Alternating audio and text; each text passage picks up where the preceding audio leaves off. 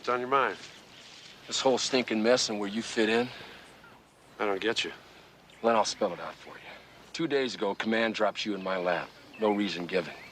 Next thing I know, I got a half a spaceship, a 6-foot-tall grasshopper, and the crowd of lead in my butt. Yeah, I know, it's crazy, ain't it? Cough it up, news hound. Who sent you? Army intelligence? OSS? Ike knows about this. Roosevelt, too, right? Boy, are you off the beam. Sure, I had command keep you in the dark, but I came here to write about you. The Iron Sarge. What? It's true, Stone. Whether you like it or not, you're becoming a legend with all these GIs. I've heard you've been killed a dozen times, but you always come back. Unless you want your name printed on a pack of lies, you got nothing to print, Dolan. I'm just another dog face fighting this lousy war. The boss says come home. Come on, Dolan, let's head back. What's all this crud about Mittens decking Hitler? You really did. You should have seen it. Praise the Lord for bringing us this generous bounty. Just give me all the bacon and eggs you have. Wait. I worry what you just heard was, give me a lot of bacon and eggs. What I said was, give me all the bacon and eggs you have. Living flesh. I guess that's about 50 cents a meal, huh? Frighten me. Back on the menu. I sure am hungry. Each word I say, farther into a radical no high. No secret, it's amazing. Don't skip on them. I'd buy that for $1. Not that for me, please. I'm trying to get back. Oh, look at me! I'm another thing! Seem easily upset. I'm so fucking hungry, Bill. I'm so hungry. I never knew anyone could be so hungry. What about that time I found you naked with that bowl of jello?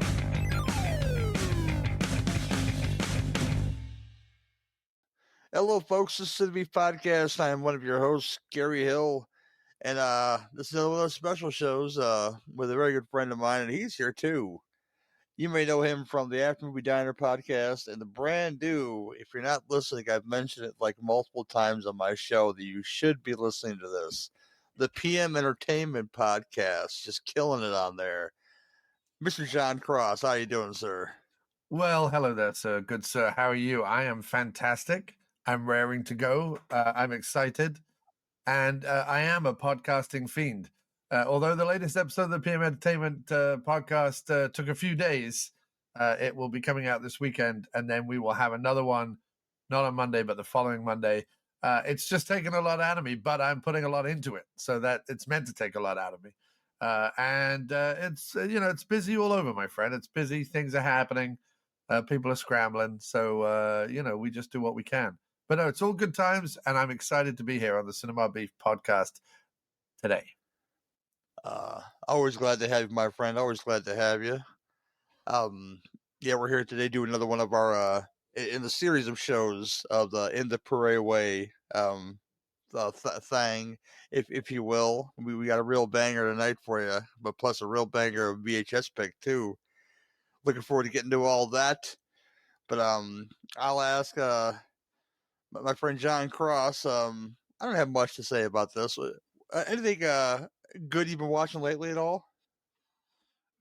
I just did an episode on Bedroom Eyes 1 and 2 for the direct-to-video connoisseur podcast.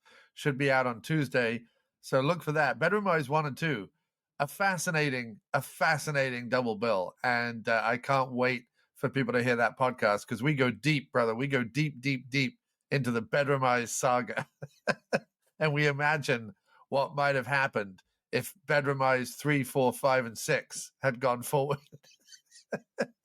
Because there is enough content in Bedroom Eyes 1 and 2 to spin it off into several franchise strands. I have to ask, who is in Bedroom Eyes 1 and 2 that of note? So Bedroom Eyes 1, no one of note. Zero people have known. Okay. Well, It's usually you have predominant- like that one that's always. Usually you have that one that's always in like those Skinemax flicks, like you may like a Shannon Tweed or something like that is in these films to push them. You know. Well, this is what's interesting about Bedroom Eyes. Bedroom Eyes is from 1984, so it's about 10 years early to the Skinemax early 90s softcore offerings. About 10 years early in terms of the the erotic thrillers, and so it's finding its way. That's why it's such a fascinating movie. Is it's finding its way, and it sort of partly wants to be Dressed to Kill, and partly it wants to be like a bawdy Canadian sex farce kind of thing. It doesn't like tonally; it's all over the place. That we talk a lot about the actor Kip Gilman, who is in who is in Bedroom Eyes 1, and who has one of the best IMDb bios, because in his IMDb bio it starts with, in addition to his extensive film and television work, Kip has been called by critics one of the theater's most important actors. Oh. Yeah, Kip Gilman, the famous Kip Gilman. So he's in Bedroom Eyes 1, no one of any note. But in Bedroom Eyes 2, this is what I mean about how there should be Bedroom Eyes 3, Bedroom Eyes 4. Like they take it to the next level in Bedroom Eyes 2. So in Bedroom Eyes 2, they recast the cast of Bedroom Eyes 1 completely. It's same characters, they extend the world, they extend the storylines, but they recast them with Wings Hauser and Linda Blair. So they open the door, because they already recast it come part 2. They open the door for part 3 to be recast as someone else, part 4 to be recast as someone else. So we had a field day with these two, man. And to be honest, if you're interested in seeing sort of the proto 90s erotic thriller, like if you want to draw a line between Dressed to Kill and then the kind of, detective softcore shot in Hollywood, saxophone heavy, they made that documentary recently, I think We Kill for Love or whatever, and it was all about the rise of the erotic thriller in the 90s. But if you want to draw a direct, it's on where did I find it? I think I found it on Amazon Prime, Dressed to Kill. It's called We Kill for Love, and it's a documentary about the early 90s erotic thriller, and it's a bit like In Search of Darkness. It's like 4 hours long or something. Wow. But and it's out there. Just take a look. You'll probably find it on Plex or one of those. Like, it's kicking about. But if you want to draw a direct line from some of like De Palma's stuff, like Body Double and Dressed to Kill, all the way to sort of the Harry Hamlin, Shannon Tweed, Deceptions, Scorned, those kind of movies that kind of came out in the late 80s, early 90s, you have to draw a line through Bedroom Eyes 1 and 2, because they set it up, man. One came out in 84, one came out in 89, and some of the themes, tropes, and even bizarre random characters that they're playing with would become staples and cornerstones of the straight-to-video erotic thriller before Hollywood got their grubby mitts on it with stuff like Basic Instinct and things. But so we do a whole episode on that, and that was a lot of fun to watch. Other stuff that I've watched recently, I checked out the very early Willem Dafoe and Judge Reinhold movie. So Willem Dafoe and Judge Reinhold movie, Roadhouse 66, which I had on VHS, which I couldn't decide whether it was meant to be set in the 50s or whether they just rocked up to a town in Arizona in the 80s that happened to only drive 50s cars. Because it was one of those movies where, you know how like clothes in the 80s, early 80s, like if you saw a guy in denim jeans and a leather jacket like Willem Dafoe wears in this movie, he could be from the 50s, but he could be from the 80s. Do you know what I mean? Like there's some parallels there. And Judge Reinhold just dresses very like just a shirt and pants kind of thing. Like, I don't know whether it was meant to be set in the 50s or whether it's meant to be set now, but everyone drives around in 50s cars. It's set in a little Arizona Dust Bowl. These two guys rock up typical kind of A-team scenario. There's a bunch of hoodlums and thugs who have got this town scared and just keep trashing things and pushing people off the highway and all this kind of thing. And Reinhold is like this wealthy guy from back east who has to put his privilege and wealth aside in order to tough it out with musical drifter Willem Dafoe. And between the two of them, they're going to set the town right. And of course, there's like a car chase and sorry, not a car chase, like a race, like a car race kind of thing, and they have to win the race and stuff. So it's a pretty fun movie. I'm not going to say that it's 4 or 5 out of 5. I'm going to give it a strong 3 out of 5. How about that? It's worth popping the VH in if you've got it handy. It's got our Deputy Bubba from World Gone Wild in it. Alan Autry. I just seen that just now.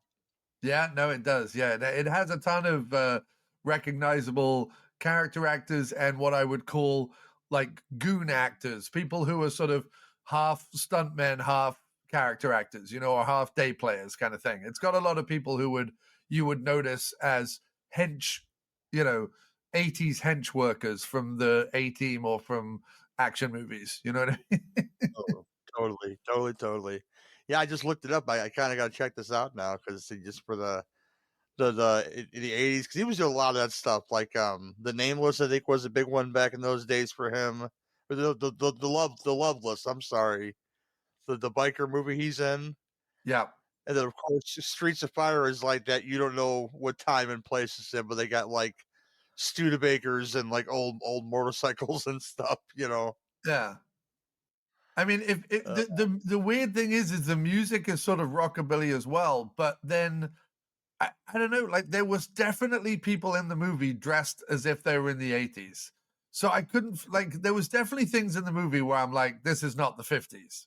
So I couldn't figure it out. But it was a ton of fun. Apart from that, what else can I say that I watched? I finally got around to watching Heretic, slightly bit of a newer one that I hadn't seen. So I got round to watching that. Again, that was good. Yes, it lived up to its hype, but I can't say it went much further than that.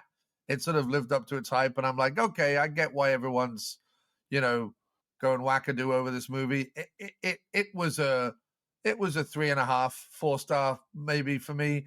I'm not going to say it hit it out of the park exactly, but then I'm a grumpy old dude. I've seen a lot of horror movies, so you have to do something pretty different to get me all surprised and excited. But Hugh Grant was pleasing enough, and the setup was very typical.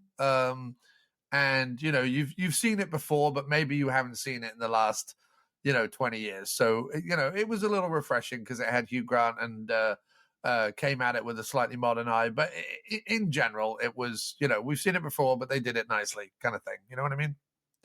Did we talk about the Hugh Grant Renaissance that I love so much? I forget now, but I'm loving the Hugh Grant Renaissance of him just being in things and being like devious and like these small side roles to where he's just like he shows up and you're like, yeah, this movie immediately got better because Hugh Grant's living it up, but like in a small way. Oh no, I think we have Paddington 2 to thank 110% for the Hugh Grant Renaissance.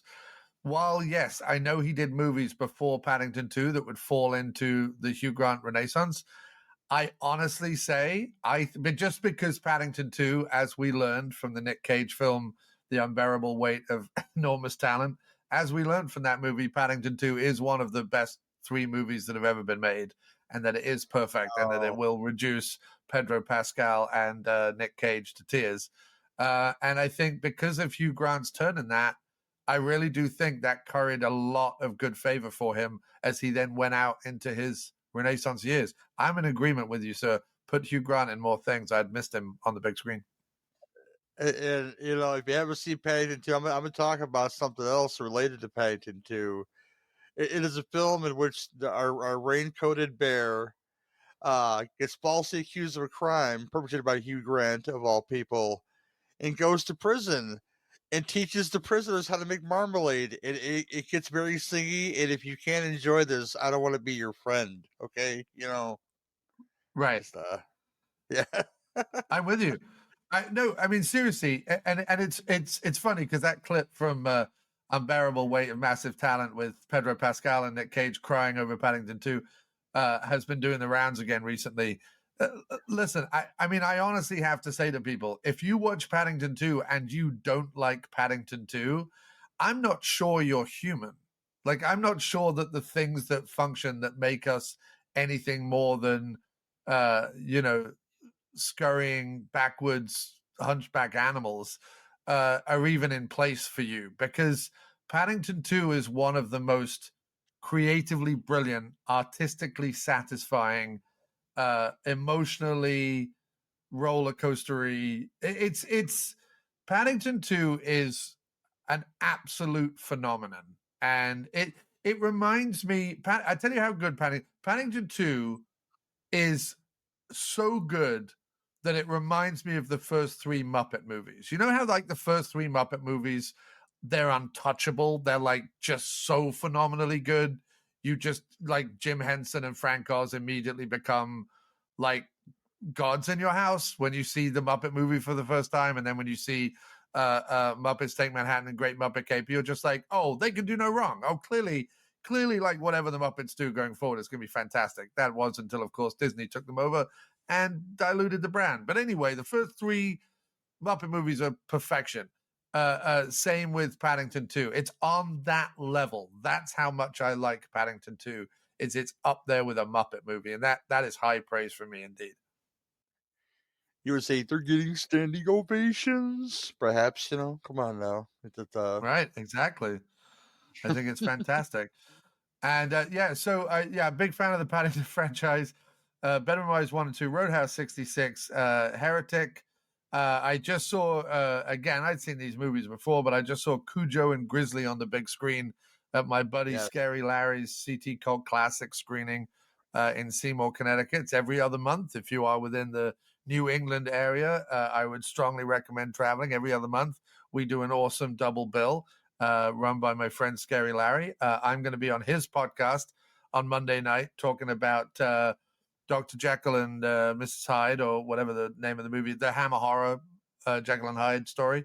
I'm going to be talking about that. I was on talking about the devil worshipping one, and I'm going to forget the name. Not To the Devil a Daughter, the other Hammer Horror movie, the really good one with with Christopher Lee. The Devil Rides Out. The Devil Rides Out. I was on Scary Larry, and it's the Pint Pop Culture podcast that occasionally does Scary Larry episodes. And the Scary Larry episodes are all covering Hammer horror films at the moment, and I'm going to be the guest on those. So we did The Devil Rides Out, fantastic episode. Check out the Pint Pop Culture podcast. And then we are going to be covering Dr. Jekyll and it's either Miss Hyde, Mrs. Hyde, or Ms. Hyde. I forget. Okay, cool. I was thinking Dr. Jekyll and Sister Hyde. That's the one I was thinking about, but that's not a Hammer horror Sister. film. No, it is. Dr. Jekyll and Sister Hyde. You're right. That's the Hammer horror one. Yeah. That's and Sister Hammer? Hyde. That's Hammer? I thought that was like Roger Corman stuff, like AIP stuff. No, you're right. It's Dr. Jekyll and Sister Hyde. The one that is Dr. Jekyll and Ms. Hyde is the one with Sean Young in it from the 80s. I enjoyed that movie. I watched it so long, but they played it on cable so much back in the day. And it's from 1995, not the 80s. I'm getting everything wrong today. I'm sorry. I'm getting everything wrong. I'm doing Dr. Jekyll and Sister Hyde on Monday night.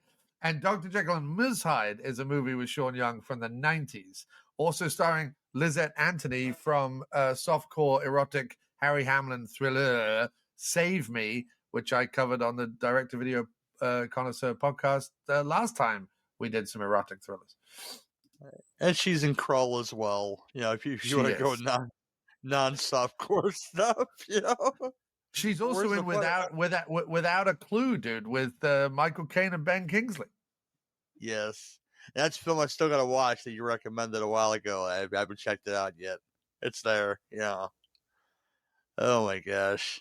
And back to my watches. Speaking of Paddington 2, I watched Paddington in Peru, and guess what? Big spoilers. It was fucking delightful. Okay, if if you don't know the plot to Paddington in Peru, Paddington's aunt gets lost, and Paddington has to go to Peru to go find her with the family in tow, and crazy, jaunty, charismatic as fuck shipboat captain Antonio Banderas. And if that don't turn you on, I don't know what does. It's great. Yeah, I saw it in the theater. It's certainly the weakest of the three and could do with some pacing type, tune-ups. But it's at its core, you are 100% right, Garrett. It is a delight, and I loved everything about it. When they did the little musical number with Olivia Colman, which I won't spoil for people because I'm just going to say there's a musical number. You and me, Gary, know what it's referencing and know what it's parodying, but I'm not going to spoil it for anybody. When they did that, I was like, oh, are they going to do little musical numbers throughout the movie? Because I really wanted like the Antonio Banderas musical number and stuff. And I know they did other stuff with Antonio Banderas with like his relatives and stuff. Again, I'm not going to give anything away. I'm just going to say relatives and move on, which was also a lot of fun. But I could have totally gone for 2 or 3 musical numbers throughout the movie. That would have, like, if they decided to just go full blown musical with it, I would have been very happy. He was truly a highlight of the movie, though, and that's what they give Paddington is that the first 3 that we got so far has a trio of solid villains, because he becomes kind of like a villain in the movie. That's the only spoiler I'll give you, but he has a redemption arc. You get Nicole Kidman in the first one, who just wants to murder Paddington and stuff him. You get Hugh Grant in the second one, and he gets a cameo in this one. It's fucking hilarious. And you get Antonio Banderas in this one. So again, these are all good reasons to watch the Paddington series if you haven't done it yet. Oh, I hope they make 20 of them. Oh my gosh, that first one gets kind of dark. Though. I'm like, man, this is just a kids movie. She wants to kill Paddington. What's up with this? Yeah, but I also love, like, what I absolutely adore about the Paddington films is that they give, especially the second one and then the first and third one. The first and third one give Julie Waters as like the mad Scottish grandmother a chance to kick ass. And her kicking ass is like my favorite thing. It's like everyone loves Daniel Craig as Bond. The only thing I love truly in the Daniel Craig Bond movies is Judi Dench and Albert Finney kicking ass at the end of Skyfall. I just want Finney and Dench. Like, that's all I care about is like Finney and Dench making like fake bombs out of light bulbs and kicking ass and shit. Well, the same with Paddington. Julie Waters, like, in the first one and in the third one especially, she's like a badass Scottish grandmother. But then also Hugh Bonneville, especially in the second one, gets to like pop out his like daddy cool persona. Oh man, that is such a fucking joy. Him with the motorbike and the hair and the sideburns and the throwing the coconut husk. Oh, that's a joy, my friend. So yeah, whenever they give like, dumpy old English actors a chance to like be badass, but still retain their like dumpy English. And I mean that in a lovely way, in a lovely kind of cuddly, weird old, tea in the afternoon type character actors. When they give them the chance to like kick ass, I'm very happy. You know what I mean? It always cheers me up. I mean, Helen Mirren, she's having this kick-ass renaissance. She's always been kind of great, but the Red series, she'll have more active role in the next Fast and the Furious movie. If you're not watching Mobland, you should. I said this in the last episode. She's just devious as fuck on Mobland. She's having that like old lady kick-ass renaissance too, and I love her anyway, but I love her even more now. Yeah, look at the insane wave of support that there is for Pierce Brosnan to come back as like old man Bond. Hey, I'll even throw Timothy Dalton in there. After Hot Fuzz, that man can still fucking kick ass, dude. Can you imagine T-Dolt coming back? That would be awesome. Yeah. You talked about Craig in the Bond films. He does get these odd roles, and I love Knives Out, and I love him as Bond. He's not my favorite Bond. I think the honor still goes to Roger Moore for that. For me, be my favorite Yeah. Bond, just because it got so fucking campy. Maybe that's why I love it so much.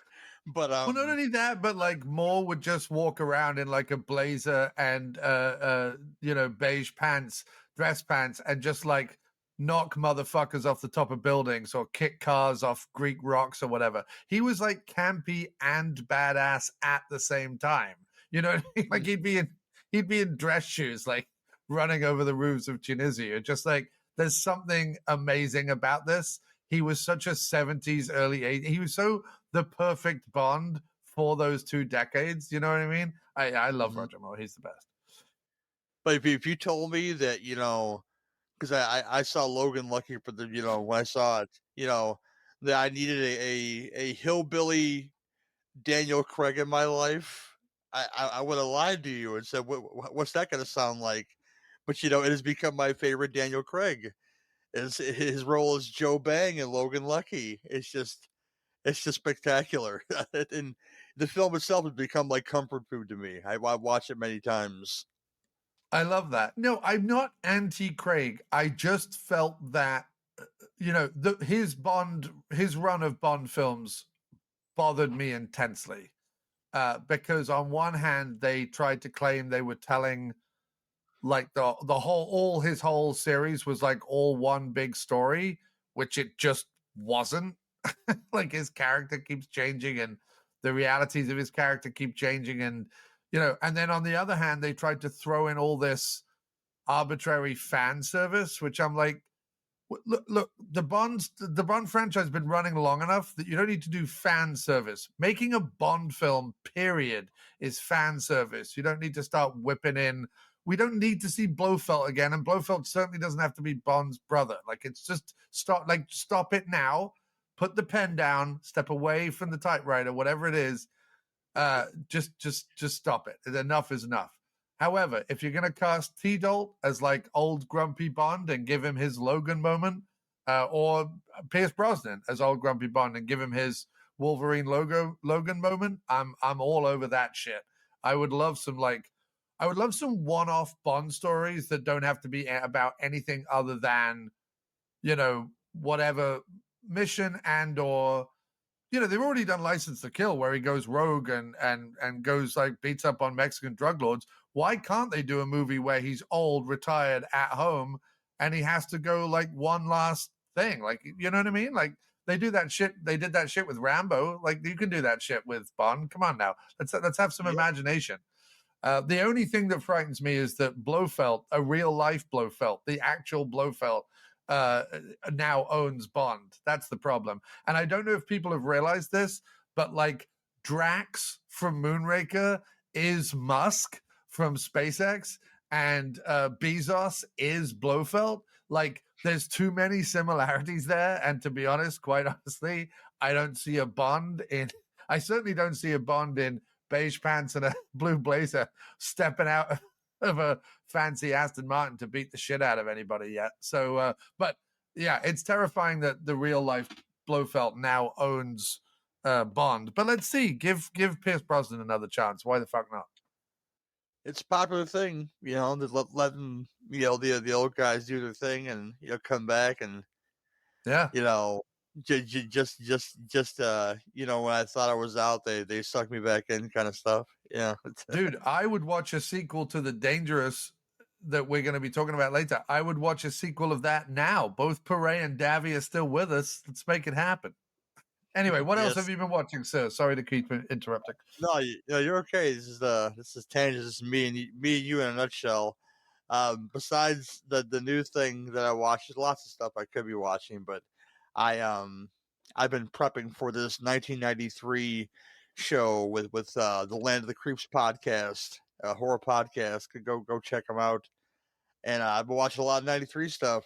Other stuff that I watched, speaking of Davi, Maniac Cop 3, Badge of Silence. not the best of the series. My man, Charlie Band Adjacent, the guy that plays Mr. Sumatra in the Shrunken Heads movie, reactivates Matt Cordell with voodoo, and he comes back to help a young female cop who's kind of getting a bad rap like he used to get. And so I forget how this film goes. That I remember there's a heart paddle kill. He makes somebody explode with a heart paddle thing. And Well, it's predominantly set in a hospital, isn't it? in a hospital, yeah. But the main thing I remember is the end is the most gangster thing I've ever seen in my life. Is where Davi lights his cigarette off of a burning Matt Cordell in this movie. Yes. It's pretty gangster. The end of this movie, you know. Yeah, no, it has two great sequences. It has the Robert Forster cameo scene, which is hands down the best scene in the middle of the movie. Robert Forster just killing it. You just wish, like, all of a sudden, out of nowhere, it becomes like a Larry Cohen masterclass in how to write a completely ludicrous scene in the middle of your movie, with Robert Forster, one of your favorite actors, just showing up for a day's work. And then the car stunts at the end with the guy literally driving the car while on fire. That's those. Which, by the way, that speaking of Spiro Rosados the other week for the PM Entertainment podcast, I have a story on there about that stunt. That stunt almost went horribly, horribly wrong. That car basically. Go ahead, dude. I said I can imagine. Yeah, no, it that car basically almost got loose and rolled into a whole pile of gas canisters. It didn't, thankfully, but yeah, it was touch and go there for a minute. That stunt did not go particularly well, but fair play to Spiro trying to make it happen, and they got enough of it on film to use it for the movie. So I'm sure that's all Lustig cared about. Oh, I rewatched a lot of stuff. Body Melt. I haven't watched in a long time, so rewatched Body Melt. Great Australian film about health food that freaking melts people. Yes. All good. Great sequels in '93. I like a fucking need excuse to rewatch Children of the Corn 2. If you don't know, there's an actual Wicked Witch of the West kill in this film, and it's fucking delightful. What else? There's I'll just name things off here. Return of the Living Dead 3, the Romeo and Juliet one. That's always enjoyable with excellent makeup on Mindy Clark. All practical, just scarred to shit. I'd imagine how long it took it to apply. I would love to listen to. I think the commentary exists on the Blu-ray that I do not own, so I'm going to fix that problem. Also, they went bold with it. They were like, "What if we have an actually hot zombie?" Yeah, and she's fucked up, but she's hot. She's got that going for her, you know. Yeah, she's definitely got some hot stuff going on. And a favorite of both of ours, Man's Best Friend. I watched that for this show because, like I said, not gonna like an eating excuse to watch John Lafia directed, the guy that made those latter Child's Play sequels. Yeah. About a genetically enhanced dog that eats cats and stuff, and you can't help but laugh at that a little bit. Is that the one with Lance Henriksen and Ali Sheedy? Yes, that is the one. Yes, I have that on VHS. Not in the store, but I have that at home on VHS. It's one of my favorites. Dude, Henriksen, Sheedy, Kill a Dog. Who doesn't fucking love that shit? That's top 3 shit right there. There's stuff I got to get to too. I mean, I talked on the last show with Mike White about Andrew Hickox, and he did a werewolf film for HBO that I've seen many times that might make my list, called Full Eclipse, with Patsy Kensit and Mario Van Peebles, and that was an HBO. Patsy Kensit's rough though, man. Patsy Kensit's rough. Like it's difficult to sit through a Kensit movie. You wish she would get better, but she kind of never gets better. It's more of a Mario Van Peebles film though, but it's back when HBO was being cool shit. I had this whole discussion with somebody about, where you got stuff like Cast a Deadly Spell and Witch Hunt and Lightning Jack with Paul Hogan and Cuba Gooding Jr. is delightful to watch. What's the Cherokee Kid with Sinbad? That film needs a resurgence too. I had a good time with the early HBO movies. Oh my gosh. So It's yeah, I like, mean, hey, Hickox, of course, started off with our boy Bruce Campbell doing Waxwork 2, and Sundown, Vampire in Retreat. That's yep. Then he did Hellraiser 3. I mean, talk about, coming out the gate hot, man, with those 4 movies. I mean, Hickox is working. I mean, in this year alone, he did Full Eclipse. He did Warlock 2, The Armageddon. And he did one more that I forget what else that he made, but I think there was one more. But there was a time where Hickox was working a lot, and yeah. But what I might rep hard for 93 is Witchboard 2, The Devil's Doorway. I haven't watched it in a long time, but I remember liking it just as much as the first one, if not better. But yeah, but Witchboard 2. Witchboard 2 with Amy Dolenz and Lorraine Newman plays the psychic lady in the movie. Yeah. Aren't there like 100 Witchboard movies, or is that Witchcraft? That's Witchcraft. That's Witchcraft. Yeah. They have like 17 of them or something, and probably counting.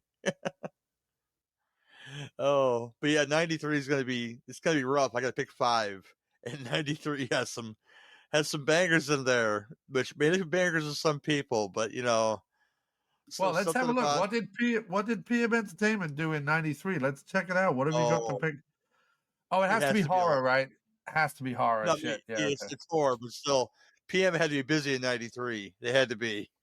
Oh, they did. I mean, if you want to pick, I don't know if they allow sci-fi to be like horror adjacent, but PM Entertainment did do Alien Intruder with Billy D. Williams, Jeff Conaway, and Maxwell Caulfield in 1993.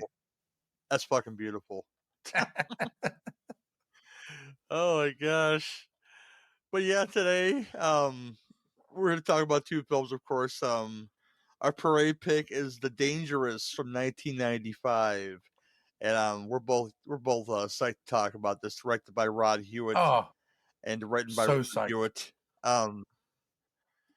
Zone Troopers is our VHS pick from 1985 to 10 years before that, and directed by Danny Bilson, who did a whole bunch of stuff, and starring most of the cast of Transfers. So me and John are all over this shit, guys. Okay, that's all I'll say about that. Yeah, I mean, again, I don't think we've had a rough Pare pick yet. But the fact that every Pare pick and in fact every VHS pick so far has been so top level and so good and so enjoyable, like I'm wondering when the fall's coming, because so far I'm just climbing up that hill and I'm happy every time I put a Pare movie in. I got a question. Were you aware, and I was thinking about possibly adding this to our repertoire, that there's a television show, what is it? I forget what it's called now, but of course Pare has, Michael Beck has a cowboy hat on, in which Michael Pare and Michael Beck are cops in a TV show in Texas. I was not aware, but I will happily watch some of the episodes if it gets to the point where we need to do that for the Pare way. No, it's fine. I just was thinking, like, yeah, might discuss that one day, in episode or 2 here and there. Oh, wow. Fun. Definitely. Why not? Yeah. Yeah, Zone Troopers is the great made by the Great Empire Studios, of course. Charlie Band driven, very, very, very Italian in nature. Zone Troopers. Very looking forward to talking about that World War II gem that doesn't get enough love. But we'll start with how do we do this? Like, it's been a while, John. Do we do the VHS pick first or the Pare first? I forget how that works. I don't know, but I think we do the Pare one first. All right. It's the first time of the show again. Where me and John get all misty-eyed for multiple quaffs in this movie, in my opinion, but one dreamy-eyed fella to where we get so excited that we feel a little tingle in our tum-tums, and we get in the Pare way. We're in the parade way. Every night and every day. I don't care what you say. We're not listening anyway. Cause Gary is gone, who won't get along. We're in the parade way. Okay. It's a game that we have to play. We both look like parade, so this is how we will stay. I don't know how better to play, so I put it in song. That Gary is gone, but where they belong, they're in the parade way.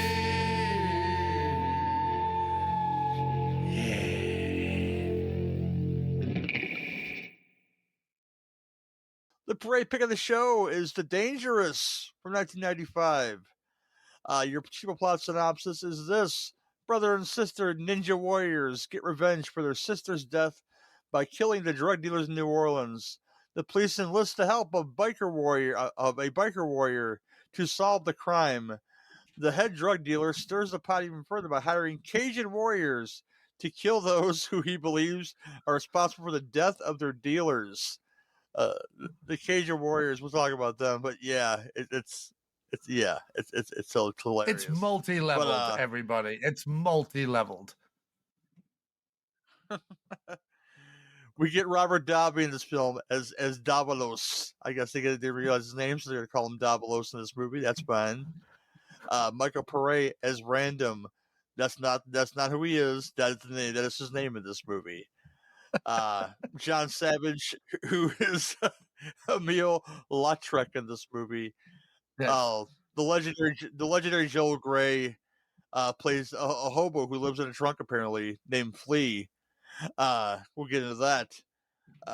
Elliot Gould as Levine. He was acting these things back in these days. The legendary Asian henchman Shang Tsung himself, Cary-Hiroyuki Tagawa. You know him from many things that require an Asian heavy. Showdown in Little Tokyo, so many things he's in.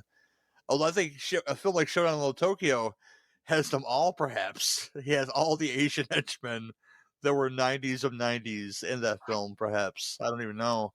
There's so many of them, recognizable. Paula Barbary as Paula, I guess, same name. Juan Fernandez is an actor I've seen in many, many things too.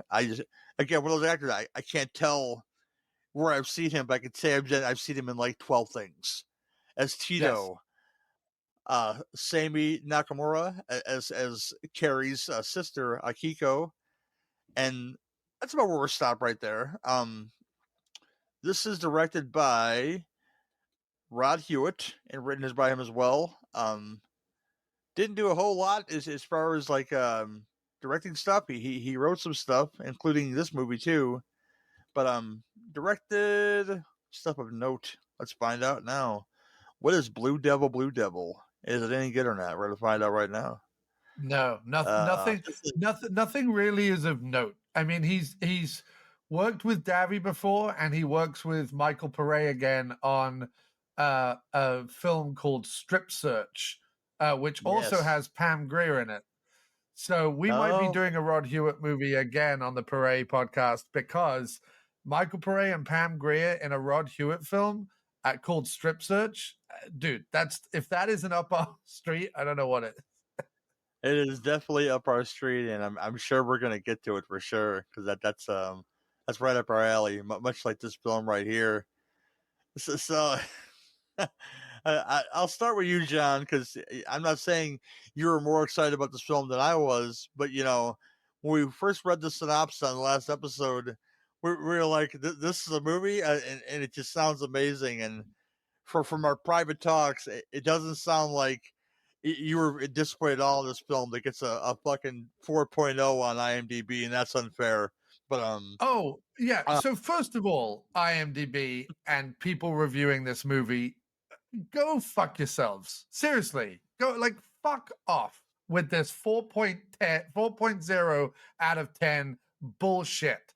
This is at least an 8 out of 10. At least I could push it higher, but it's at least an 8 out of 10. And I'll tell you why. Because this shit surprises you every step of the way. And I'm going to lay it down.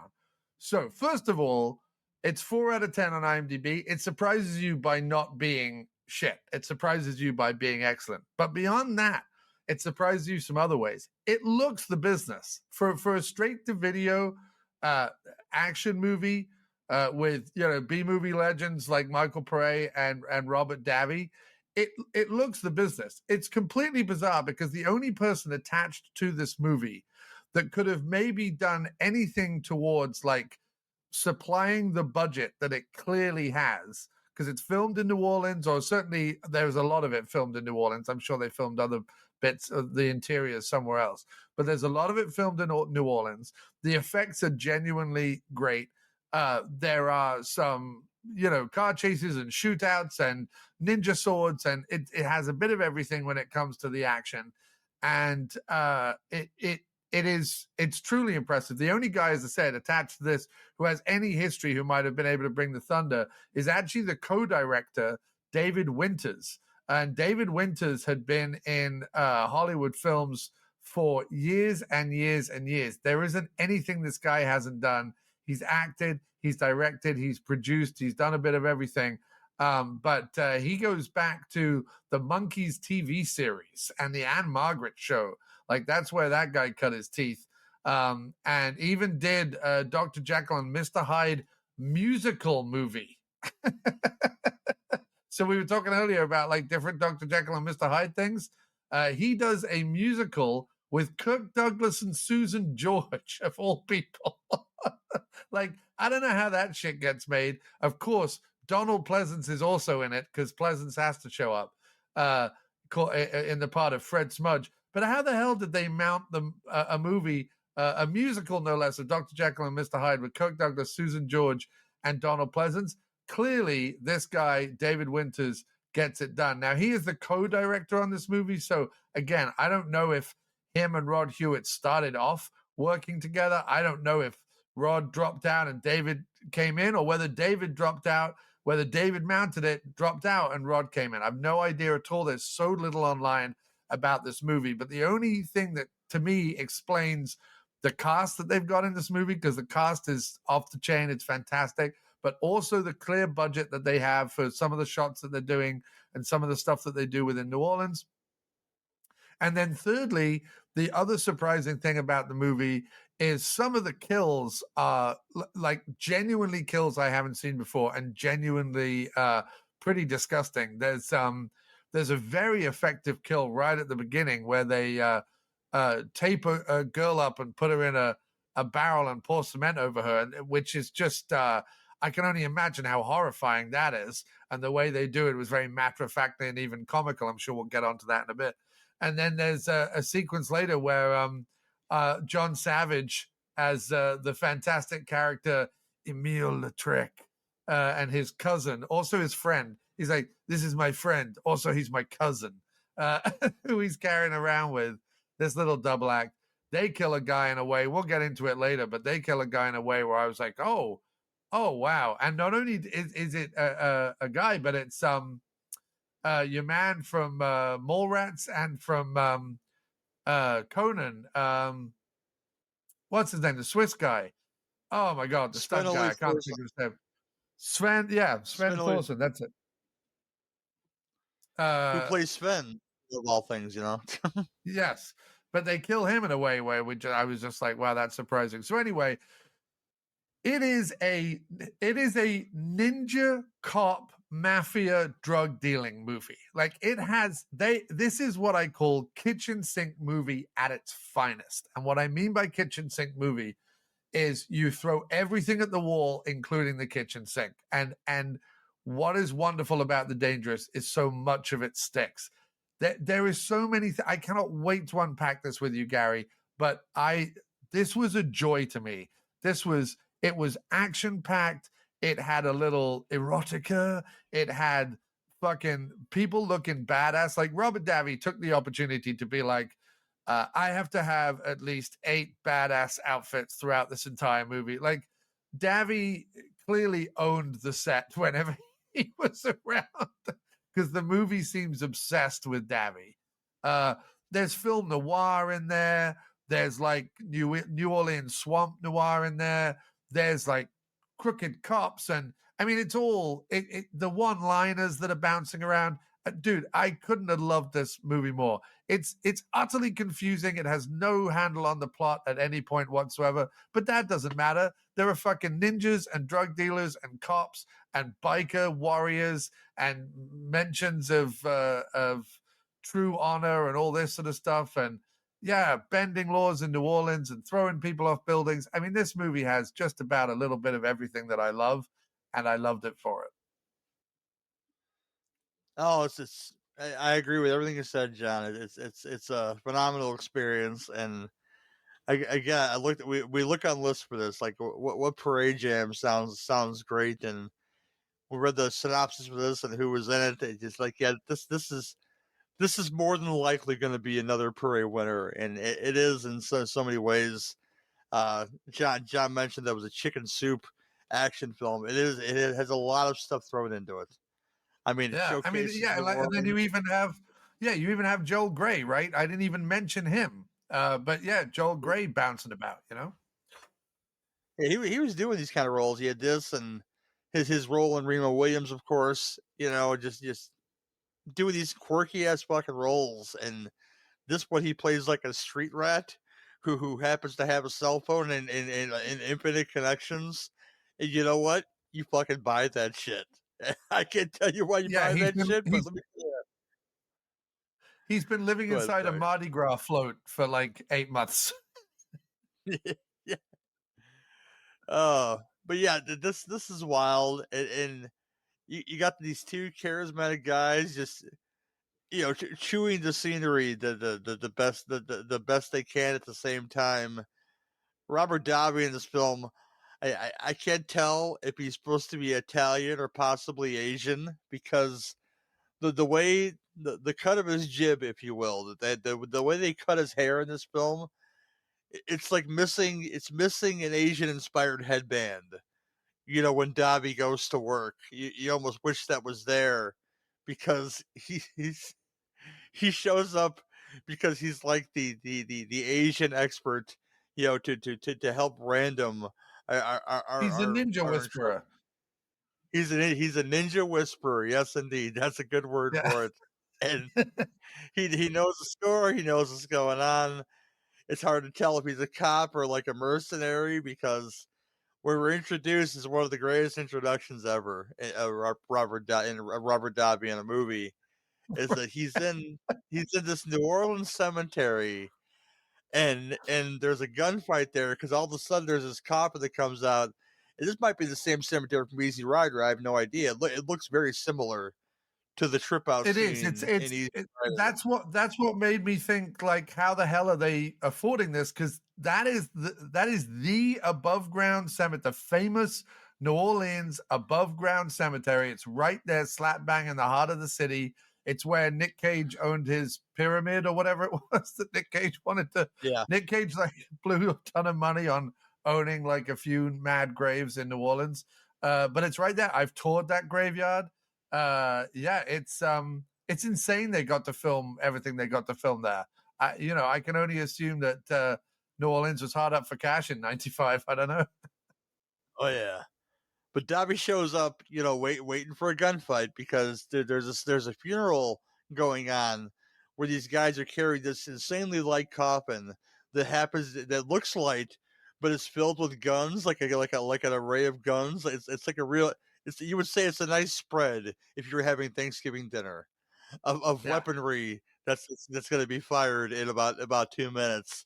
And for some reason, I guess it's raining outside. So these guys have umbrellas, the gunmen, and for some reason, they don't lose the umbrellas. They just hold on to them while they're shooting people. No, so the umbrellas, they have them in the summer as well. They're a traditional, in New Orleans funerals where they have a processional. Very often the mourners have umbrellas. It doesn't necessarily denote rain, although it may do in this case because it was gray and overcast. But in general, they do, they dance with the umbrellas, they hold them up. It's I don't know the full tradition. Sometimes they're umbrellas, sometimes they're parasols, but they are a feature at both New Orleans funerals and also second line marches that go on throughout New Orleans with the music and the parading and everything. And that's fine. But the most hilarious part of the scene to me is not the gunplay, but the fact that they hold on to these like they're in like a Broadway musical or something, and it's part of the act. They're just yes. It's like unless you're the Penguin from Batman, yes, you shouldn't hold on to this parasol if you're in a gunfight because the gun is inside the parasol for the Penguin. So there's that. Yeah. Yeah, I mean, unless you're spinning it around and ninja stars are flying out of the folds of your parasol, like, you know what I mean? Put it down. Put it down. It's just taking up a hand. It's unnecessary. But one way to do this is like, hey, they got the guns now, but to conceal the guns, they hold their parasols in a forward motion, and then they throw it away, like Arnold throws the roses away when he reveals his shotgun in Terminator 2. And they just start blasting away Robert Davi, but he knows the gunmen are there because there's not a point in time in this film where Robert Davi doesn't know the score, and that's one of my favorite things about it. Like, yeah, but Pare is kind of a rube, is random here, not really having a lot of information, but Davalos has all the cards, and I love it so much. I love that. Like, I love that Rod Hewitt and Robert Davi sat down and was just like, Davi was like, how about I'm Davalos? Like, it's Davi, but it's got like a mysterious feel to it. You know what I mean? He is Davalos from the desert. That's the other thing. It makes you wonder if they made No, finish up, dude. No, finish up, dude. It makes you wonder if them call him Davalos rather than Robert while he was doing the film. He went full method, and I would hope he did. Gary, he 1,000%. I think he still has people call him Davalos. Like, I think it's Robert Davi's secret alter ego. I believe. So the one thing we didn't mention is the movie starts when we actually meet Robert Davi. He's in the desert on a horse, dressed like a cowboy with a beard. And you're like, yes, wait, what? And Davalos has just gone out to the desert, like the old man in Unforgiven kind of thing. He's just trotting around the dusty plains, finding his way in the world. You know, there's a lot of like Kane from Kung Fu stuff in this movie. Like, he's out in the desert. He's just traveling the earth. He gets the call on his answer machine to come to New Orleans to help his buddy out. And then out of nowhere, within seconds, Davalos is transferred from old man cowboy into mean, badass motorbike warrior, riding from Arizona to New Orleans on his hog, man.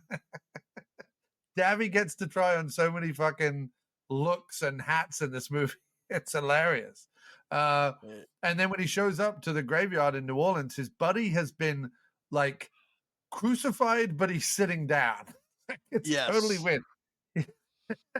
He's been nailed to a crucifix, which is horrible. But he's sitting down, which obviously defeats the point of being crucified. Yeah. I mean, but beat the shit too, by the way. So I guess he is bleeding out in the way. But yeah, us doing this on Easter Eve is kind of apropos to our friend's half crucifixion in this movie. Yeah. But this movie, like a PM film, and that's the thing, is I want people to, like, when I started this, and I thought, well, 95, it's 4 out of 10, it's Rod Hewitt's not really done very much. I'm like, oh, it's probably going to be some low budget thing. And look, I'm not saying it's fucking Die Hard 2 or whatever. It's not like Hollywood budget. But if you watch this and someone said to you, like, a PM Entertainment made this or whatever, I would believe it simply because it follows the rules of a lot of PM films, which is action needs to break out no matter what at a certain point every few minutes. You need to have as many people who can be a part of that action, but in a variety of different ways as much as possible. Hence the drug dealers, the cops, the motorbike warrior, the ninjas. Like, everyone's got a stake in this, you know? You know, you've got to film all over the city and get different backdrops and different parts of day or night, whatever. Throw a bit of sex in there. Like, it follows the Corman PM Entertainment, you know, the structure, the rules almost to the letter, and is the better for it, is much, much better for it. It doesn't let it slow down or get boring for a minute. I mean, it's just even when he goes to see Davalos shows up in New Orleans, and we find out that he's got a bit of a past, and we don't ever find out exactly what that past is, except it has something to do with the brother of the hooker played by, you said her name earlier, played by Paula Barbieri, right? And something to do with her brother. We don't quite know what it is, but like, if he hadn't left New Orleans last time in the middle of the night by himself, her brother would have got killed or something like that. So he left for noble reasons, and now he's back. And any scene with the two of them in it is shot like a sort of a neo-noir, like thick red light coming through a slatted blind, and, you know, blues and pinks on the wall, and all the dialogue suddenly gets dramatic, like it's, you know, the scene in Casablanca with where Bogey is saying to oh my God, why can't I think of names today, Gary? This is becoming a real problem for my podcasting habits. Who's the Ingrid Bergman, who's saying where he's saying to Ingrid Bergman about, no, you have to, you know, that you can't stay here, and they're talking about Paris and the letters of transit and everything. That scene in Casablanca, which is kind of the scene before it all the shit goes down in the last act of that film. That scene, it's like that every time Davi and Barbieri get in a room together. Either that, or it's hot and heavy, and we're getting a little lovemaking action. So it's the way it's filmed, the different genres it's picking from. It never lets you get bored or tired for a minute. No, I agree. I mean, it gets crazy, and it gets crazier because they keep adding. One thing this film does very well is, like, wow, they just added henchmen to this movie. It's like, no, you have the henchmen who are the ones looking for revenge. They do a brilliant job. You mentioned Spenley Thorson shows up in this movie. He can only have what I could describe as a ring around the rosy death, because it's so painful. Our Asian assassins show up, and they just circle around him while slicing him around the belly. Well, no, it's our Cajun assassins. It's John Savage, right? Yeah, and it's phenomenal the way he is murdered in this film, and you look for a disembowelment, but you have to have an R rating, of course. But I'd imagine his guts are all over the floor at this point. But yeah, they stick a knife in it, and they basically. I've never seen anything like that in a movie. He like sticks. He's got one of these. I don't know what kind of blades there are. It's you know, it's like a short. It's definitely a fighting blade, but it's shorter, but it's curved, and it looks evil as fuck. And you know, I don't know what like when you've seen movies where, you know, someone commits like Harry or something, and you know, disembowels themselves. It's kind of like that knife. I don't know if there's like a ceremonial Japanese word for it or whatever. But yeah, he just sticks it for it. It's like a short katana, kind of, in a way. You know, I've seen it in a movie or two before, though. And he just sticks it right in Sven Ole Thorsen's stomach, and then just cuts all the way around. And again, it's not like you see. It's not like they've done like prosthetic effects or anything like that. It's just the thought of it and the sound effects they use and the way they do it. It's very effective. Yeah, that's the Cajun guys. Yeah, I love those guys, because not only they do what our Asian assassins do, but they do it while talking, because the Asians don't say much in this movie unless they're talking to Davalos. But because he knows why they want revenge, but these guys have a level of arrogance to them that just makes them charismatic as fuck. So that's what this film is all about. Being killers and being charismatic as fuck. So you Oh almost yeah, want you almost want more of them. So if that's a great. complaint Yes, about the dangers, yeah, I want yeah, more Cajun assassin guys. yeah. If anything, the thing is this. So there are two Japanese assassins who are the brother and sister of the woman who at the beginning of the movie gets put in an oil drum, taped up and covered in cement and then kicked in the bay. It's a real, like, by the way, also, they're having the most obvious drug deal you've ever seen in any movie ever. Like, there are like 20 hench people, 2 limousines. They're putting huge suitcases in between each other, like in like a lit dock area right by a warehouse. Like anyone could see it. like if you were the other side of the New Orleans Bay, like just casually at a restaurant or something, you would look out across the water and go, "Oh, look at that drug deal!" Like that's how fucking obvious it was. And of course, she has to make a noise in the when she's scoping them out. She's not even a journalist or whatever. She's doing it for like a college degree or something, right? Isn't she writing something for her? She's not like a journalist or anything. Or am I wrong about that? No. Well, you don't get a whole lot of context of what she's doing. All you know is that she's following these drug dealers, and of course she takes pictures and makes a inexplicable noise because she moves from the garbage case she's hiding behind. Yeah, and she gets the cement shoes, and then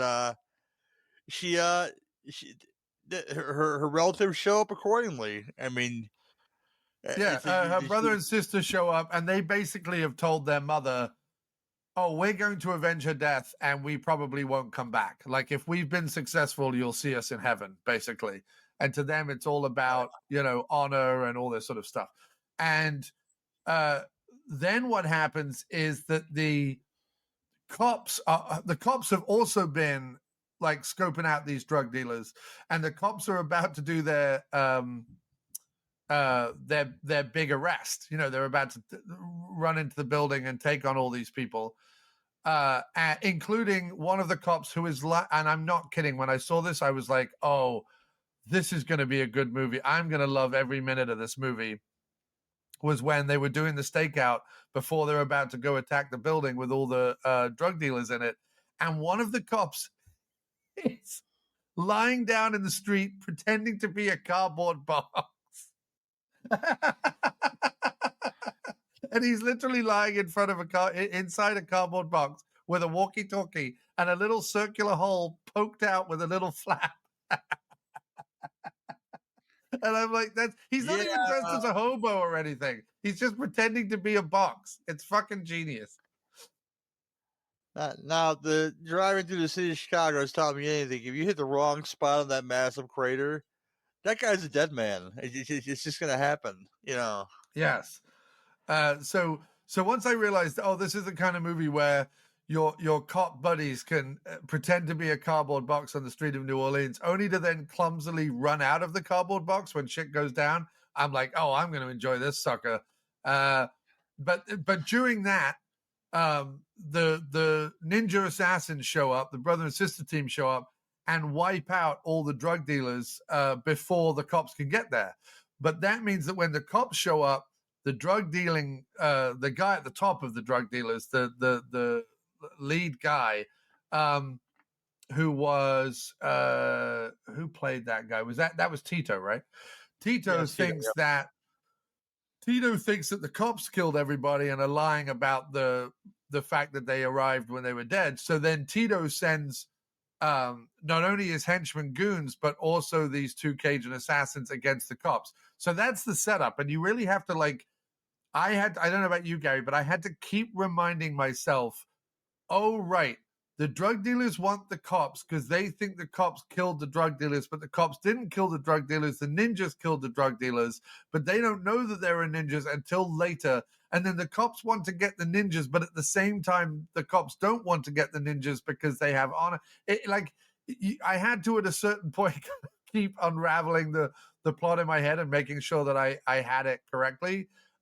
Especially once they're like, well, we're also going to hire, the cops also go, well, we're going to hire Davalos. Why? It doesn't matter. It's Robert Davi's just riding it down. He's the ninja whisperer. He's on a motorbike. He's wearing his little bandana and looking like he's auditioning for Sons of Anarchy, New Orleans. Sons of Anarchy, New Orleans, you know? So it's fucking fantastic. It's confusing, but it's fantastic. And then in order to track all these people down, Pare's like, come with me. They go to the where all the floats, all the Mardi Gras floats are kept, which people will know if they've seen Hard Target. Although Hard Target did this 2 years after this movie, because this movie was actually shot in the early 90s. I think Davi said on Twitter that it was shot around 91, 92 before Hard Target. So they actually did it first. Yeah, they go to where the parade floats are kept, and Flea, played by Joel Grey, just sleeping inside a parade float, just hanging out there, waiting for Pare and Davalos to show up. So fucking good. Continue. I'm sorry, dude. Imagine. No. I want your input, dude. I was just trying to get everyone set up so they kind of know where we're bouncing around. I'm just saying that the Flea is in Joel Grey's Flea. Another one of those, like, hey, we got Joel Grey for 3 days. Let's make him spectacular. And I'm sure that was done a lot on his own. You know, go ahead. I'm sorry. No, it's fantastic. And what's fantastic about it was that, you know, Davalos shows up, right? He gets paired up with Pare, right? They don't know each other. And thankfully, I think I read a review where someone said, thankfully, there wasn't a lot of unnecessary bickering. Because you're right, that would have spoilt the movie somewhat if there was like a lot of unnecessary bickering between Pare and Davalos. It's almost nice that Davalos shows up and is just like, fine, okay, this is Pare, off we go. In fact, when Davalos shows up, Pare is getting a blowy from his girlfriend. Yeah. Davalos is like peeping at Pare, getting nailed by his lady. It's pretty good. It's pretty good introduction to those two characters, you know. And yeah, you get a free fantastic. So good. But what I mean is, the first thing Pare does is take him to meet Flea, and I'm like, if you're Davalos, right, you've driven all the way from the desert to event or to sort out this ninja problem that they're having in New Orleans, right? And your partner is not only just spending his afternoon having sex with his girl and getting blowies midday when he's meant to be on the case, but also the next thing Pare does is take him to a weird little man who lives in a parade float and go, this guy will be able to find them. He can find anybody. Davalos just buys it. Davalos is just like, sure. He says to Flea, like, we want you to work for us. Like, Davalos is on board. Like, this is just normal. Oh, I'm in New Orleans and a guy lives in a parade float and he's going to help us find some ninjas. Sure, off we go. This is fine. I've got this. Like, Davalos never questions anything that, like, for the moment he shows up. Oh, for sure. And that's the cool thing about his character is he's so calm and collected the whole time, no matter what bonkers shit is happening. It's like, yep, it's fucking Tuesday, isn't it? You know, and that's the Davalos attitude, because the coif demands it of Davalos. Just the fact that he's a motorbike warrior called Davalos is just enough for me to love this movie. Not to mention that when they then go to the cinema, and I don't even remember why they end up in the cinema. In fact, I don't even remember why they end up anywhere where they end up. But when they end up in the cinema, Elliot Gould is there for no reason. Elliot Gould is Lips Levine. They had him for a day, and I can't confirm or deny that, but I'd imagine. But by the way, Tito Juan Fernandez, he was all over the spectrum as far as like genre stuff goes. But most most mainstream folks may know him as he was the main Hispanic bad guy in Crocodile Dundee Part 2. So Right. Yes, that's yeah, correct. Yes. if But he yes, matches. Elliot Gould as Lips Levine. It's Isn't it like the most Italian name you could think of, like for like a cartoon gangster? You know, because what was Yeah. the guy in Dick Tracy? Lips Manless, played by Yeah. the great Paul Sorbino was Lips Manless and Dick Tracy. Yes. Yes. And Elliot Gould is Lips Levine, who is low level, very low level drug dealer who is also the projectionist at a theater where they're showing the Russian war film Alexander Nevsky, which weirdly enough is also the stage name or potentially the real name, I don't know, of a current very C-tier action star that is doing the rounds and straight to video stuff right now called Alexander Nevsky, who has been able to put together a bunch of movies with your favorite B and C tier action stars from the 80s. Don Wilson's done a bunch, Cynthia Rothrock's done a bunch, Mark Dacasco's been in a couple of Nevsky movies. And yet Nevsky movies, for whatever reason, even though he's clearly a fan of films like this and clearly a fan of PM Entertainment films and other stuff like that, seemingly incapable of making his own entertaining movie. I've tried to watch 3 Nevsky movies. Like, I'm out. I can't do it to myself anymore. It's too embarrassing to watch Don the Dragon Wilson, Cynthia Rothrock, Mark Dacascos, Casper Van Dien, or whatever ruin themselves in Nevsky movies. I can't. I'm out. I just can't do it anymore. But very funny that when they show up to this retro house theater, that they're showing a whole bunch of weird stuff. And again, with this whole Jekyll and Hyde thing, a Jekyll and Hyde poster on the wall for one that stars Spencer Tracy, and Lana Turner. So Jekyll and Nice. Hyde following us all around this place, right? Oh yes, yes for sure. Yeah, it's a theme of the show, if you will. I don't know how far we should go into this because I would love to say that since they're doing stuff like this, this might get like a vinegar syndrome treatment like real soon, and I would love to see this. It's just it gets nuts, man. Like John said, it's a hodgepodge of a movie, and it gets to be kind of a mess. But you know, you're there for the mess because of the charisma of the people that are acting at this movie.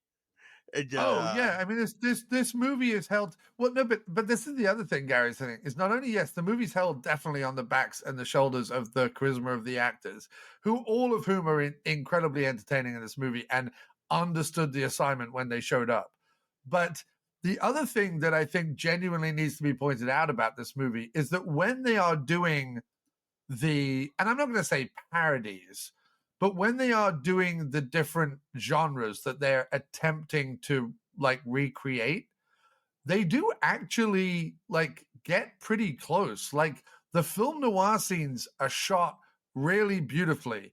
The ninja action that takes place on the roof in the skyscraper looks like those Hong Kong and Japanese movies that are kind of grainy but beautiful, and like the way it's framed and stuff actually looks really good. And sure, yeah, there's a few like shootouts in some cheap locations and a few fights that take place clearly in like, cheap high rises that they've rented out or whatever. But in general, the action looks good. New Orleans looks good. The film noir stuff looks good. Like yes, it's charismatic in terms of in front of the screen, but I also think there's some charisma working behind the screen.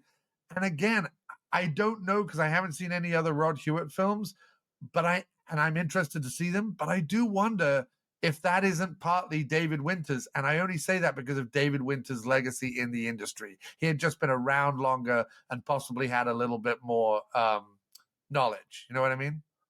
Well, if you look at David Winters' output, and it's pretty impressive for genre stuff. Because like you mentioned, the monkeys, and Gary loves the monkeys with the beating of his heart. TV show and the band, of course. But if you look at the stuff he made, he made and I own this on Lasers. Fire. Oh, he was a producer on this on Firehead. Which is when a Russian cyborg with telekinetic powers terrorizes a city and the lead government agency intervenes. A chemist teams up with a special agent to capture the menace, but they find out that the true villain isn't what they expected. Now, I had to mention this, Bill, because we may do this one day. It stars Christopher Plummer and Martin Landau, and this is a VIP joint, which made nothing but good trash. So there's that. He was a producer on that, though. As far as directing goes, one of the things that stuck to me that I've seen is Thrashin', which is a teenage skateboarding movie with Josh Brolin and of course the great Nightmare 2. Robert Russler is the protagonist, the opposite skate team guy. And this is a skateboarding film. A guy who had no experience making this kind of stuff, but the skateboarding scenes look professional. They look phenomenal. But more action stuff. He made Mission Kill with Robert Ginty, and he worked with Cameron Mitchell a lot, apparently. So this is what the stars: Robert Ginty, Cameron Mitchell, Olivia Davo, and some of the stuff with Cameron Mitchell too. You can look it up real fast.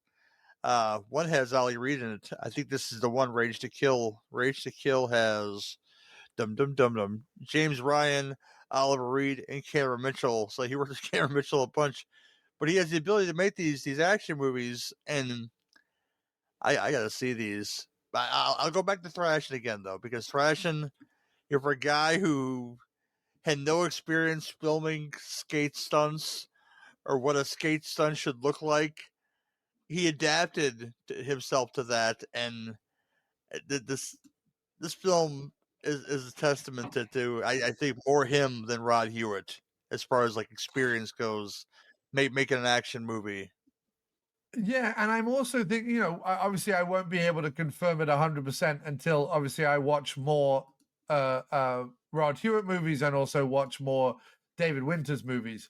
But for example, something else I just looked up, there were 2 cinematographers on this, which makes me think again that like David Winters started it and then Rod Hewitt came in to like finish it or something. And one, both director of photographers, Irv Goodenough and Christopher Christopher Walling have both done a lot of genre stuff and have both done a lot of like B-movie stuff and things. But I think the original team behind this movie was David Winters and Irv Goodenough, because Irv Goodenough has a slightly better and slightly more respectable past as a cinematographer than Christopher Walling. But Christopher Walling looks to still be working today and has done a lot more stuff in the last 10, 15 years than he had done prior to working on The Dangerous. So I think that either Christopher Walling was like Irv Goodenoug's apprentice and they both got credit on the movie, or Irv and Dave left the movie and Rod and Chris finished it up. But Irv was known for shooting stuff like Evil Speak, The Van, Super Van. He shot both Super Van and The Van. He shot Evil Speak. He shot some music videos for Jefferson Starship. He shot The Iron Triangle, Object of Desire, The Resurrected, In Between with Robert Forster and Wings Hauser.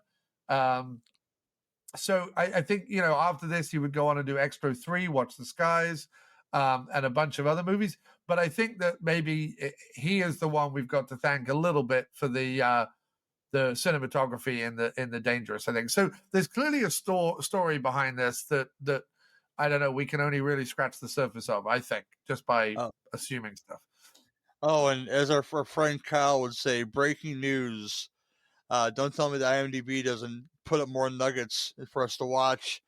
Not a Pare jam, but a possible VHS jam. Also set in New Orleans. Also done in 1995, starring Robert Davi. Body Count, aka codename Silencer. New Orleans cops try to capture two ruthless assassins who are trying to avenge themselves against cops who have previously set them up. This stars Davi, Stephen Bauer, Brigitte Nielsen, Sonny Chiba, and Jan Michael Vincent. It's a David A. Pryor written movie. Oh my gosh, it has to be good. It has to be. I don't even know, but Oh I'm yeah, gonna it's got find out. Sonny Chiba. It's got Sonny Chiba in it, and it's got Jan Michael Vincent as well. That's crazy. Because that is streaming on Prime as well, so I may watch it at work in the morning. We'll see. Oh, and But, this is what I love is the more scabs you pick of B movie action in the 90s, the more wounds are revealed. And I mean that's probably an ugly metaphor, but I don't know. You know what I mean? Like when you find one that you love, you're like, all right, what else was Davi in around this time? What else was Pare in around this time? What else did Rod Hewitt do? What else did David Winters do? What else did the cinematographers do? Like you start to go down a road and only beauty lies at the end of it, apparently. Oh yeah, for sure. Do we want to go much deeper on this this action jam, which I gotta say, for a film that has not seen a DVD, the film rise print they have on Prime and on Tubi, it looks phenomenal. I don't know where you get these prints from, but yeah, you kind of hope that somebody internationally or otherwise will put this on a Blu-ray one day. Like they put less on a Vinegar Syndrome Blu-ray, so I would hope they get some they put some materials together and this gets like a pretty sweet release from like a Vinegar Syndrome. I would hope so. Well, yeah, I mean, at the moment, Film Rise is doing deals with my buddy over in Switzerland, Claudia Ulrich, who works for the company that's putting out all the PM Entertainment movies, Focus Media, Focus with a K, who's putting out all the PM Entertainment movies on Blu-ray at the moment. And so if Film Rise, and I think Film Rise like buying up Echo Bridge, because a lot of this stuff used to be owned by Echo Bridge. All the PM stuff was Echo Bridge. So I feel like Film Rise has purchased Echo Bridge in the last few years. Obviously Film Rise has flooded it out onto streaming, but I think Film Rise has got to look around the world, see what's happening with boutique Blu-ray, see the fact that those Focus Media PM Entertainment Blu-rays are selling out both in Europe and in America.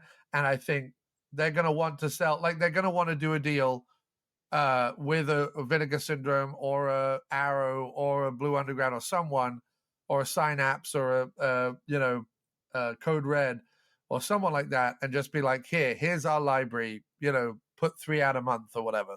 Because when Film Rise... I'm sorry, it does happen, because the next one we're going to talk about had a Kino release that's out of print now, but now it's been released by 88 Films. I'd imagine like almost the same print and the same commentary and everything. Oh, yeah. I mean, Charles Band will shop his stuff around until someone's willing to pay for it. And I know that Empire is slightly different to Full Moon in terms of what he owns versus what they own, because I know that he's been putting out a ton of Full Moon stuff on Blu-ray himself, but I also know that there are a few key titles from the Empire days. Like Arrow, for example, did that video store box set that was really just 5 Empire movies, Dolls, Robo-Jocks, and a couple of others, Arena, I think, not the Pam Grier Arena, the other one, and a couple of others. So Arrow's Eliminators, yeah. So Arrow's definitely owned some of the Empire stuff.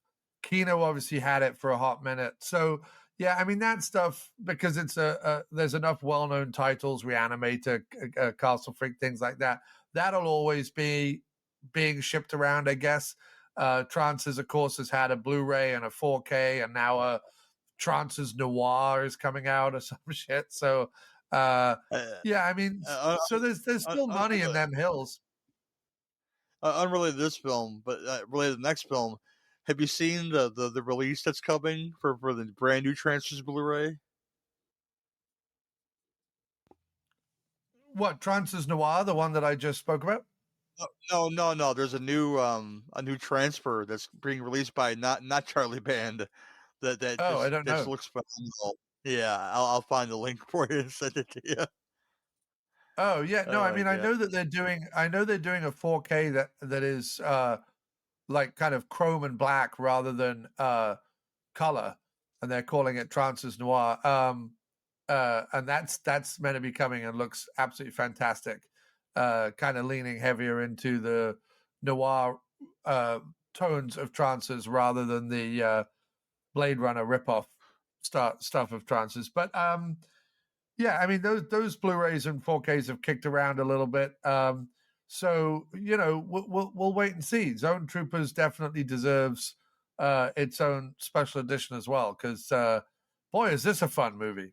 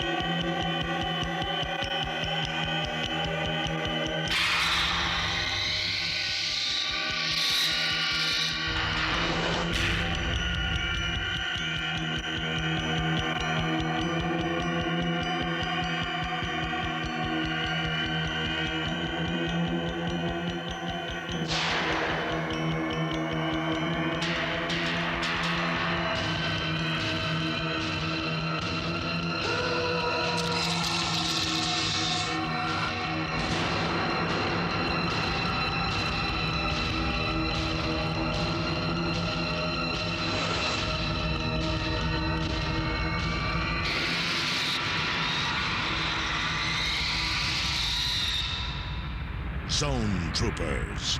It takes war to another dimension.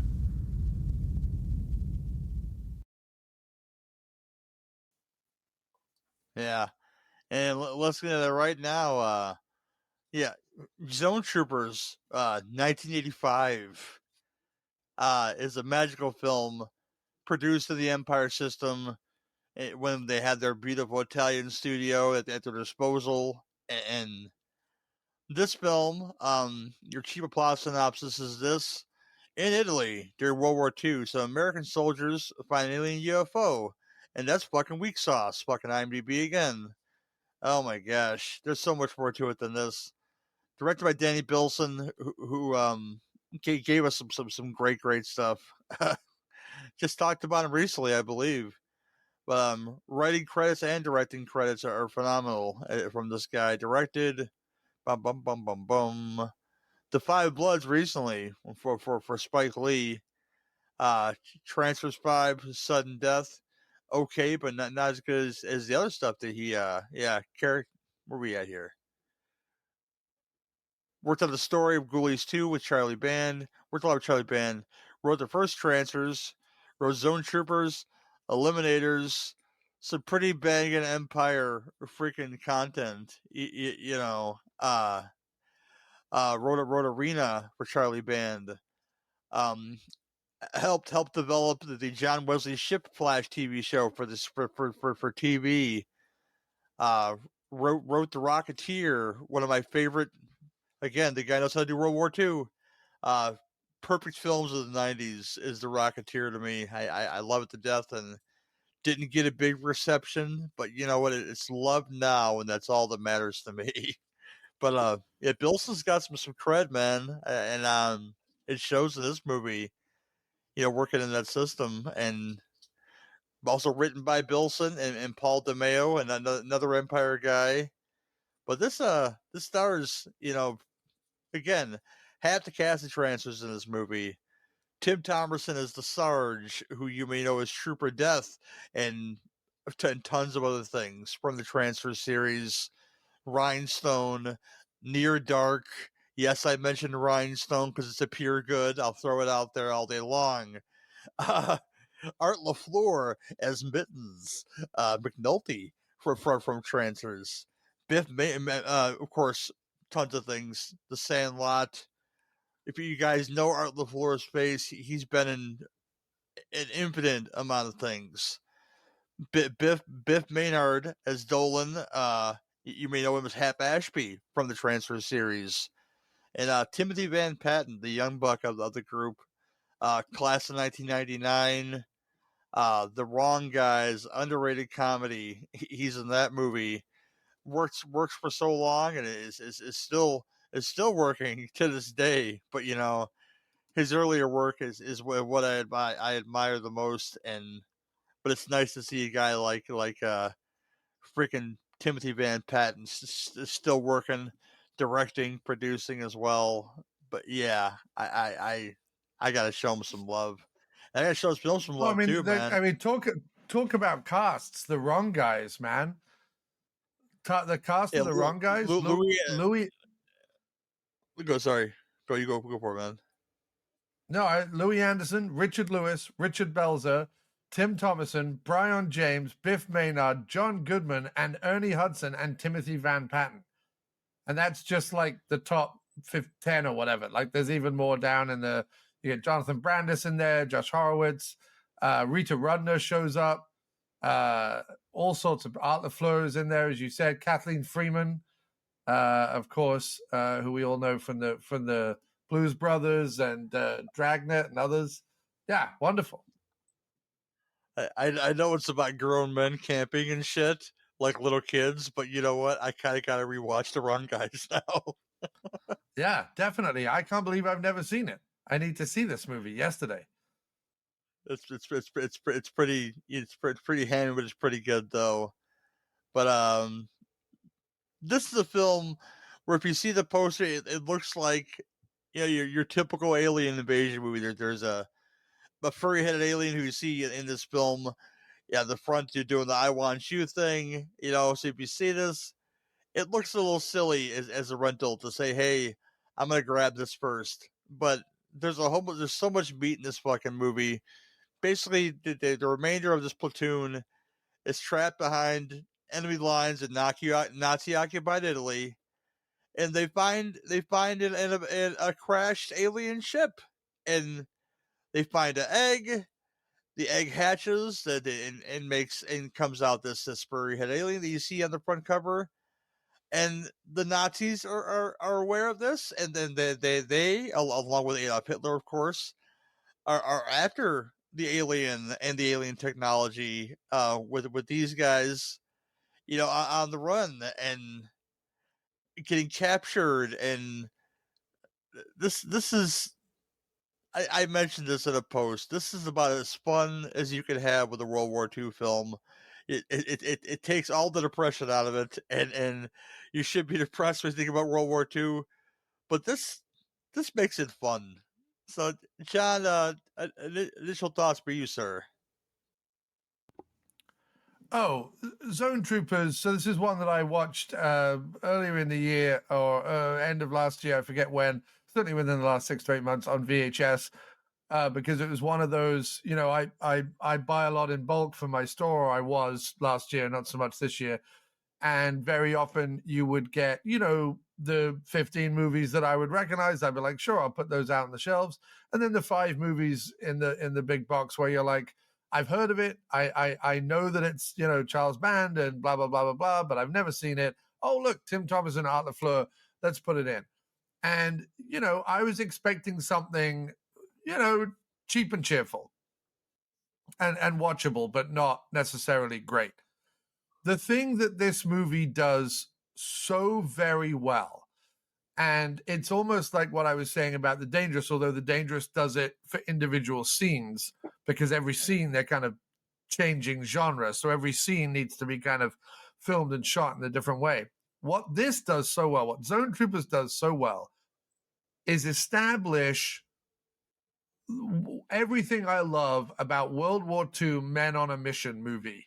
Like, you know, they have a low budget. You know, they're shooting out in Italy at the studios there, and also at the castle that Charles Band owned in Italy for a while. And you know that they're just using the woodland and the fields around that property.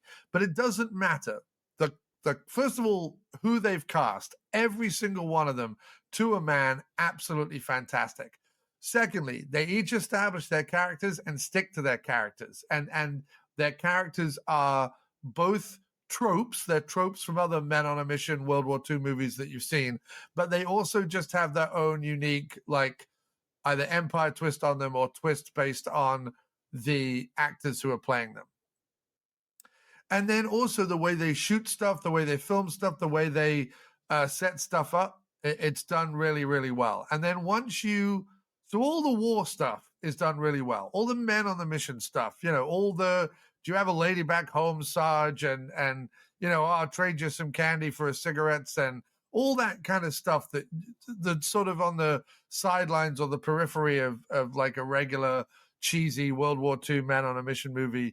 They do it all so well. And I've got general respect for someone who goes, okay, we're going to make a genre pick. The genre pick is going to begin World War II. We're going to get to the alien invasion stuff a bit later, but basically this is going to start out as a authentic World War II, you know, daring do, men on a mission, you know, gee, Sarge, do you think, you know, we'll ever end this stupid war kind of movie, right?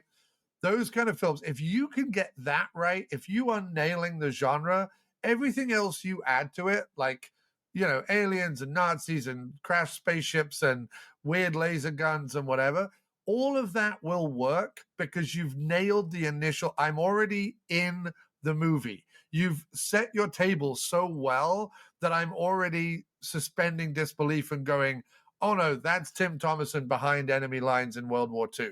Like you've already allowed me to make the leap and be in the movie. So then if you have our heroes discovering a crashed spaceship and there are aliens wandering around and laser guns, I'm fine with that because I, like the characters, discovering that within the time that I'm expecting to be discovering it. So, you know, and then once they go inside the alien spaceship, and again, I'm sure this is just a set that was knocking around Italy that like Charles Band used probably for 20 movies. I have no idea.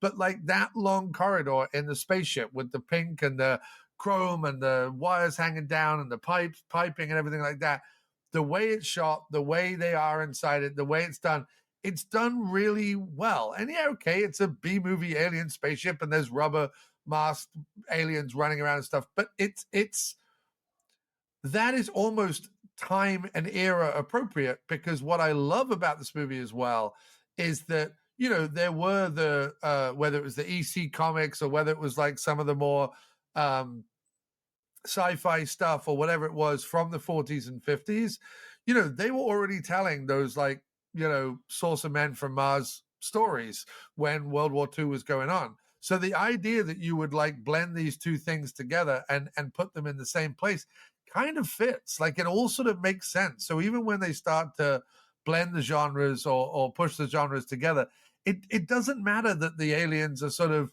slightly B-movie. First of all, I love that. I'm all about practical sets and practical rubber suits and, you know, weird little ray guns. And I love all that stuff. I'd much rather that than CGI or you know, incredible makeup or whatever. But beyond that, it fits in a meta way within the science fiction stories they would have been telling in the 40s at that time. So it just works, and it works on all levels, and it's super fun, and everyone is having a ton of fun, and Art LaFleur gets to knock out Hitler, and I unabashedly love this movie. Oh man, I feel you on every aspect. And this is a film that I liked initially on when I first saw it, because back in the day I would like eat up anything Charles Band.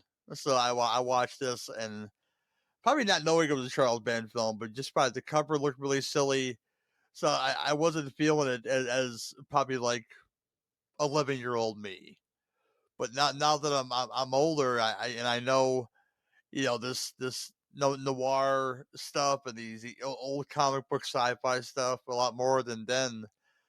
I have to love a film like Zone Troopers.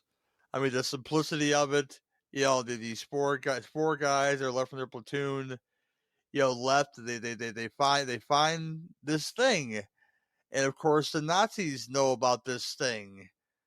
Kind of. You don't really ask questions about how the Nazis or why they're after this ship, but maybe one of their guys saw it.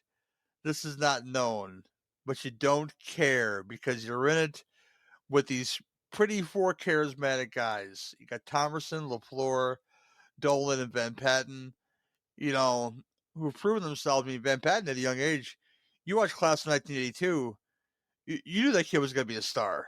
I mean, just the charismatic, I forget his name in the movie. He's like the gang leader in Class of 1984. I'm sorry.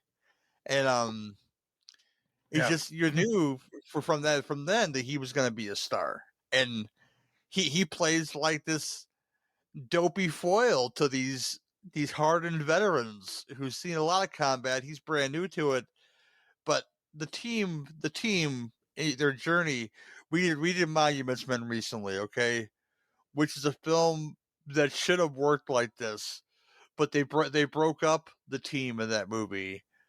They kept the team together, the small team, and I love people. Again, going back to stupid, goofy stuff, like I love the Hack Snyder Dawn of the Dead movie, but it doesn't have the same gravitas as the original one, because in the original one, you have four people, and in that 2.5 hours, you give a shit about those four people and those four people alone. This builds these characters from characters that you don't know at all. And they make them fun. I'm going to call them Hap Ashby and McNulty when they get captured. They're together. This is the only time they really separate, and the charisma is all over this thing. And I love the quick jabs at the Nazis. I love the not naming anything, but their name rank and serial number. That whole deal, and just them getting the better of the Nazis like the whole time. And you throw in this alien plot to where you love Don Dohler. The effects of this film reminded me of the Night Beast effects when he would hit him with their ray gun. The simplicity of, like, hey, we got these ray guns that'll disintegrate anything, including a tank. You know Right. what? It's cheesy ray gun sci-fi, and you're there for every step of the way with it.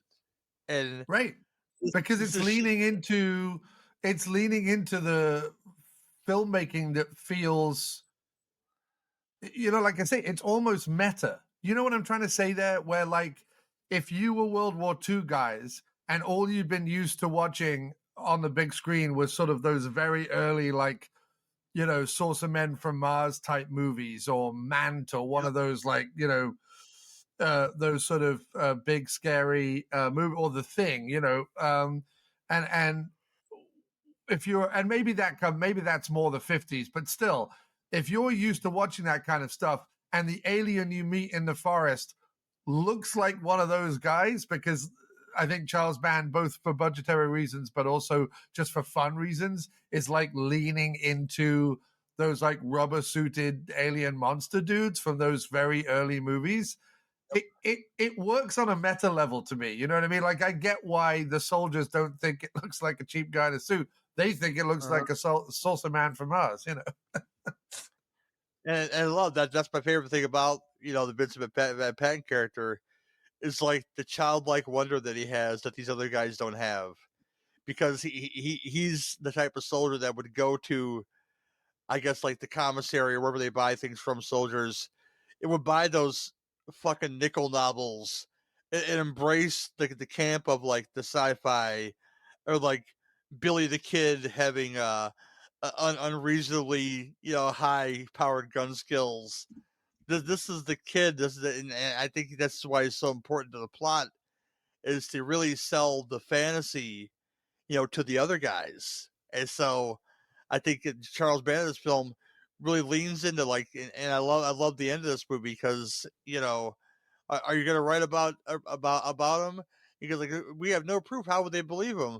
It's like, well, put it in one of those fantasy things that you see, that amazing cover art of the Zone Troopers comic book, and you get. And I will say, In the Mood, I'm sure, which was by this time public domain by now, the big band song that plays throughout the film and reiterations of it. It accents the film so well. And Oh, I was going to say that the other thing that works so well, and it's library music, and it's probably music you could use for free, or the copyright is up on it, or whatever, but that 40s swing jazz, or even the sort of 40s men off to war, like dun dun dun da da da da, that kind of stuff, is used so well in this movie. And it reminds me of Holy Grail. Originally with Holy Grail, they had had Neil Innes, the guy from the Ruddles, but also just a renowned music guy from Bonzo Dog Doodah Band and various other places. And he wrote a soundtrack on all authentic medieval instruments like lutes and sackbuts and stuff. And they went, it just doesn't work. They went to library music because they realized that what people were used to was not authentic period stuff from that. They were used to Arthurian movies in which, sword swashbucklers did all their swashbuckling to like rousing, thumping, orchestral, kind of songs, right? So they rescored Holy Grail, and once they put more of that dun dun dun dun dun dun dun dun dun dun dun dun, that theme in Holy Grail, the more they went, oh, this looks authentic now, because what we were used to was the authenticity of the movies we watch, not necessarily authentic music of the time. Similarly, with a World War II movie, you need that stuff. You need that Glenn Miller sounding stuff. But you also need that Great Escape type stuff. You've got to have that big band, that swing jazz, those like military marches, because if you don't have that, for whatever reason, we are conditioned as watchers to want that soundtrack on our movies. So Charles Band getting either library music, free, uncopyrighted music, or having his own music done in that style, again, they nail the genre. And once you nail the genre, you can put anything in it, and I'll go with you on the journey. And that's what this movie does better than anything. I gotta give credit where credit's due, because I watched the credits all the way down because I was curious about the music. And Richard Band recreated all of this and made all of this with an orchestra.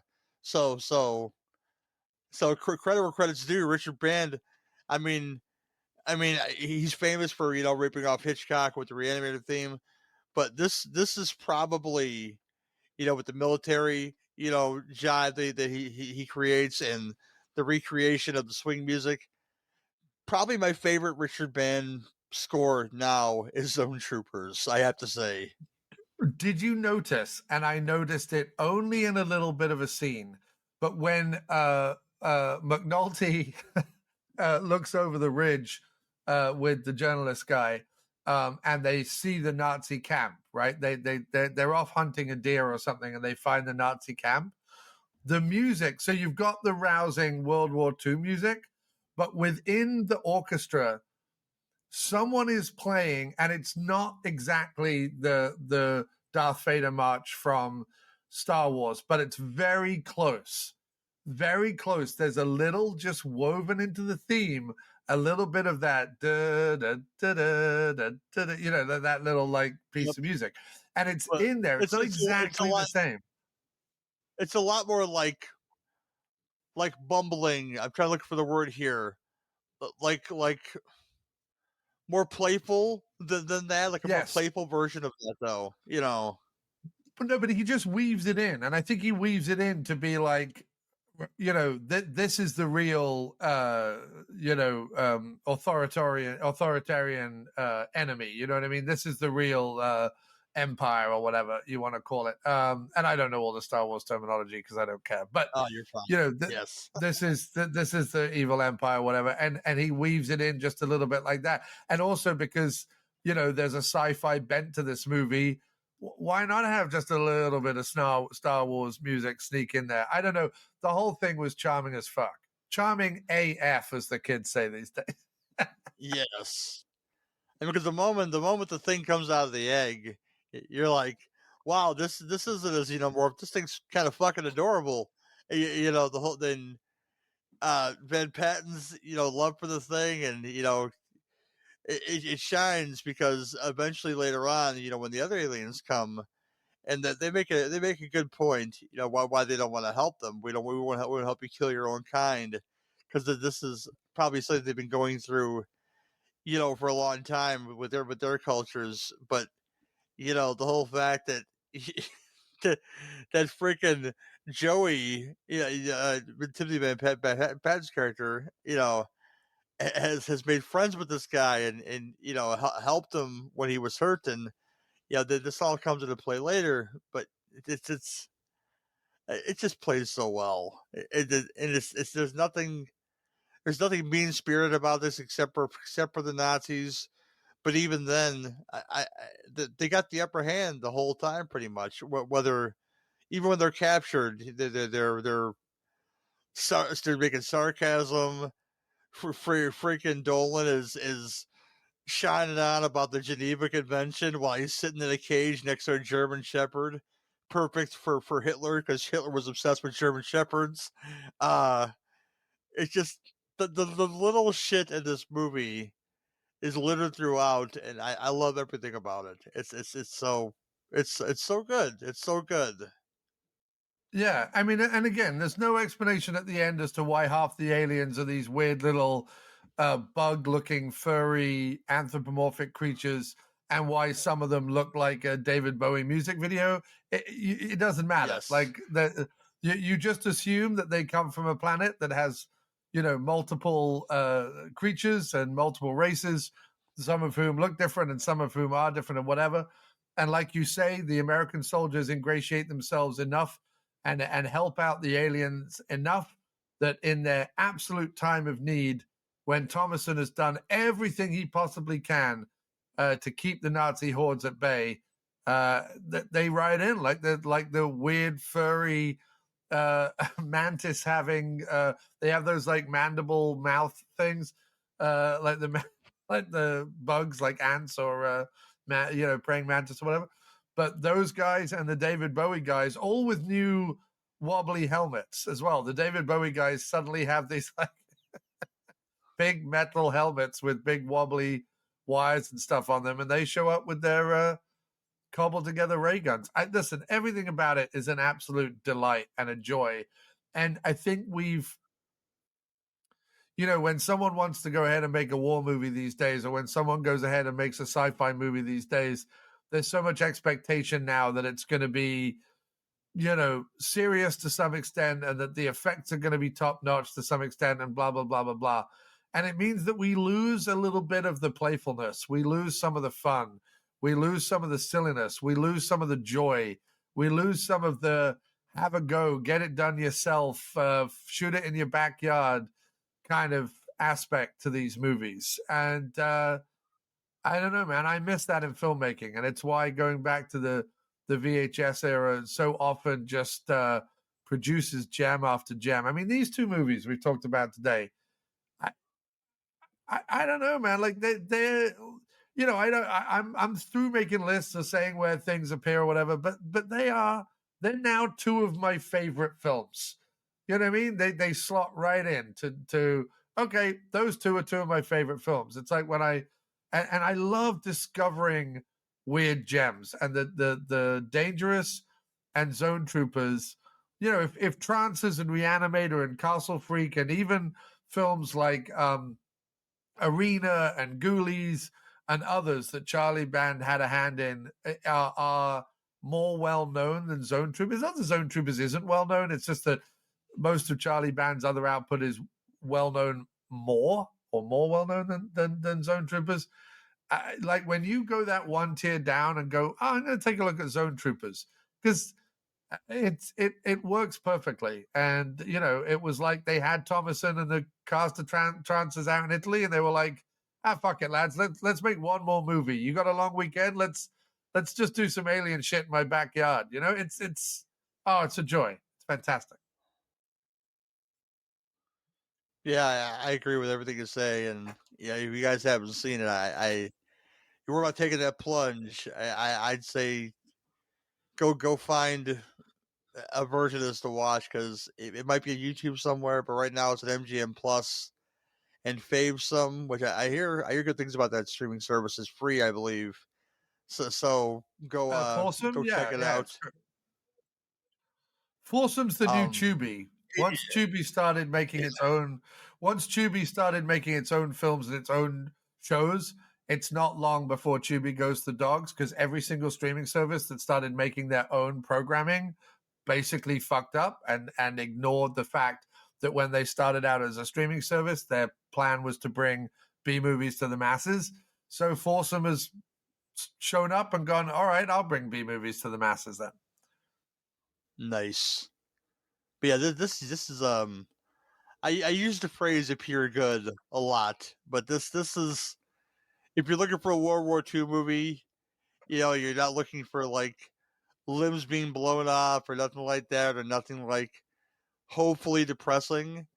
You just want like a feel good film with some chums that have to be soldiers, hanging with aliens and outwitting Nazis.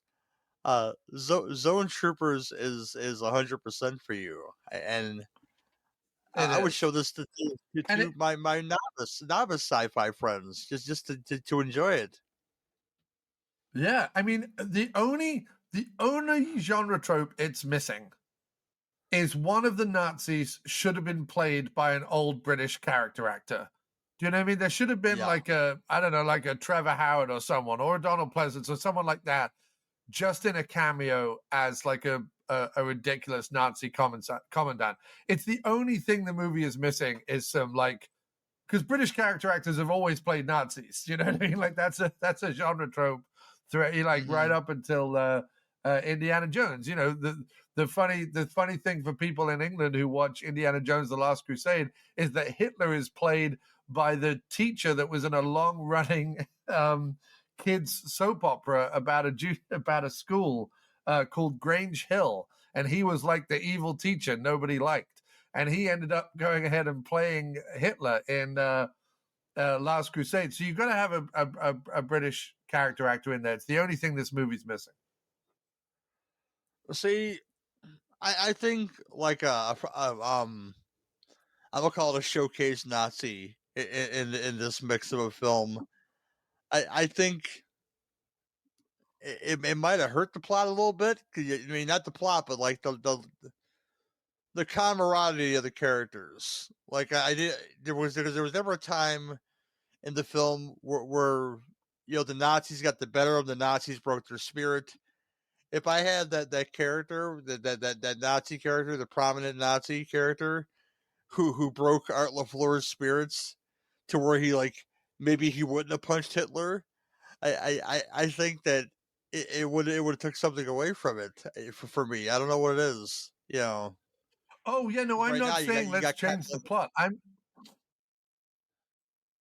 mean, right now you got kind of like a buddy film that happens to be a war film that happens to have aliens in it, but it works so well. Yes. But I think if you had that drama in there to break the spirit at all of these gentlemen, I think it would hurt the film. I think it would. Okay. I just meant, the prominent Nazi they have right now. He doesn't have a lot of lines, but just the big smiley faced guy. Who's posing by the alien ship or whatever, just whatever. I'm just saying recast him with some British TV actor. That's all I'm saying. I don't mean change the script or make him more compelling or whatever. I just mean the only thing that's missing is some weird, British character actor who just came over to Italy and slummed it for a day or two. That's all I mean. I don't mean change anything about the movie. The movie's perfect. I get you, man. I get you totally. But yeah, we both recommend this film, obviously. But I'm gonna kick it to John and say any final things you want to say about Zone Troopers, my friend. Go for it. No, I think I've said all that I want to say, but just basically, I mean, Tim Thomerson, absolutely fantastic in the film, tremendous. I mean, everyone loves him as Jack Death. You better love him as the weird pervert Mike in Volunteers. But yeah, this is in the pantheon now of great Tim Thomerson performances. He's just like Tim Thomerson, like average stand-up. Like he was a stand-up, right? He kind of came up with Seinfeld and a couple of the others, that kind of era. And he was an average stand-up, but just low-key a phenomenal actor. Like just doing performances way above any of these movies deserve, and that's as you should do. You like, along with others, Donald Pleasance, Wings Hauser, Michael Moriarty, a lot of the guys that I love. The reason why I love them, they show up in movies like this and act like they're in Lawrence of Arabia, and David Leans is making the movie. You know what I mean? And so he is just, I mean, just tremendous. They all are. The whole cast is. But like Tim Thomerson, there's no need for him or no expectation for him to be this good, and he is this good. And the last thing I'll say about it is, I think the other thing a movie like this can do, and this again for guys out there, I always love when I'm talking about these movies to kind of give a little recommendation to guys out there who are making low budget stuff now, because good writing, even if it's one or two lines, good writing can go a long, long way, and it doesn't have to cost the earth. It's a really good way to elevate low budget films. And when talking about Thomerson's character in the movie, and I'm going to forget which character says it to who, but someone talks about like, oh, the Sarge seems to be a bit gruff or a bit whatever, blah, blah, blah, blah, blah. Doesn't he have any friends? Oh, no, the Sarge doesn't seem to want to make friends, I think he says. And the other guy says, Sarge doesn't have a lot of friends because he doesn't like losing them. And it is one of the best, it's one of the best lines in a movie, period, because it says almost everything you need to know about why Tim Thomerson is the way Tim Thomerson is in the movie, and why his character is, and why, you know, and the whole aspect of war, and the whole aspect of camaraderie, and the whole, like, it says so much in one line. If you can whip 2 or 3 of those lines into your low budget movie, they cost nothing but whatever you're paying the actor to stand there and say them. And yet they elevate the films way, way above their budget. So watch some of these B movies and see how they use the one-liners, or see how they use the economy of dialogue or economy of language. If you know you're going to be using either untrained actors or actors who, you know, came out of stand-up, or actors who have only worked in B movies or whatever, have only worked in B movies, and you want to, you know, keep the script sparse, but when they do speak, have them say some damn cool things, like the Sarge doesn't like to make friends because he doesn't like losing them. It's just such a great line.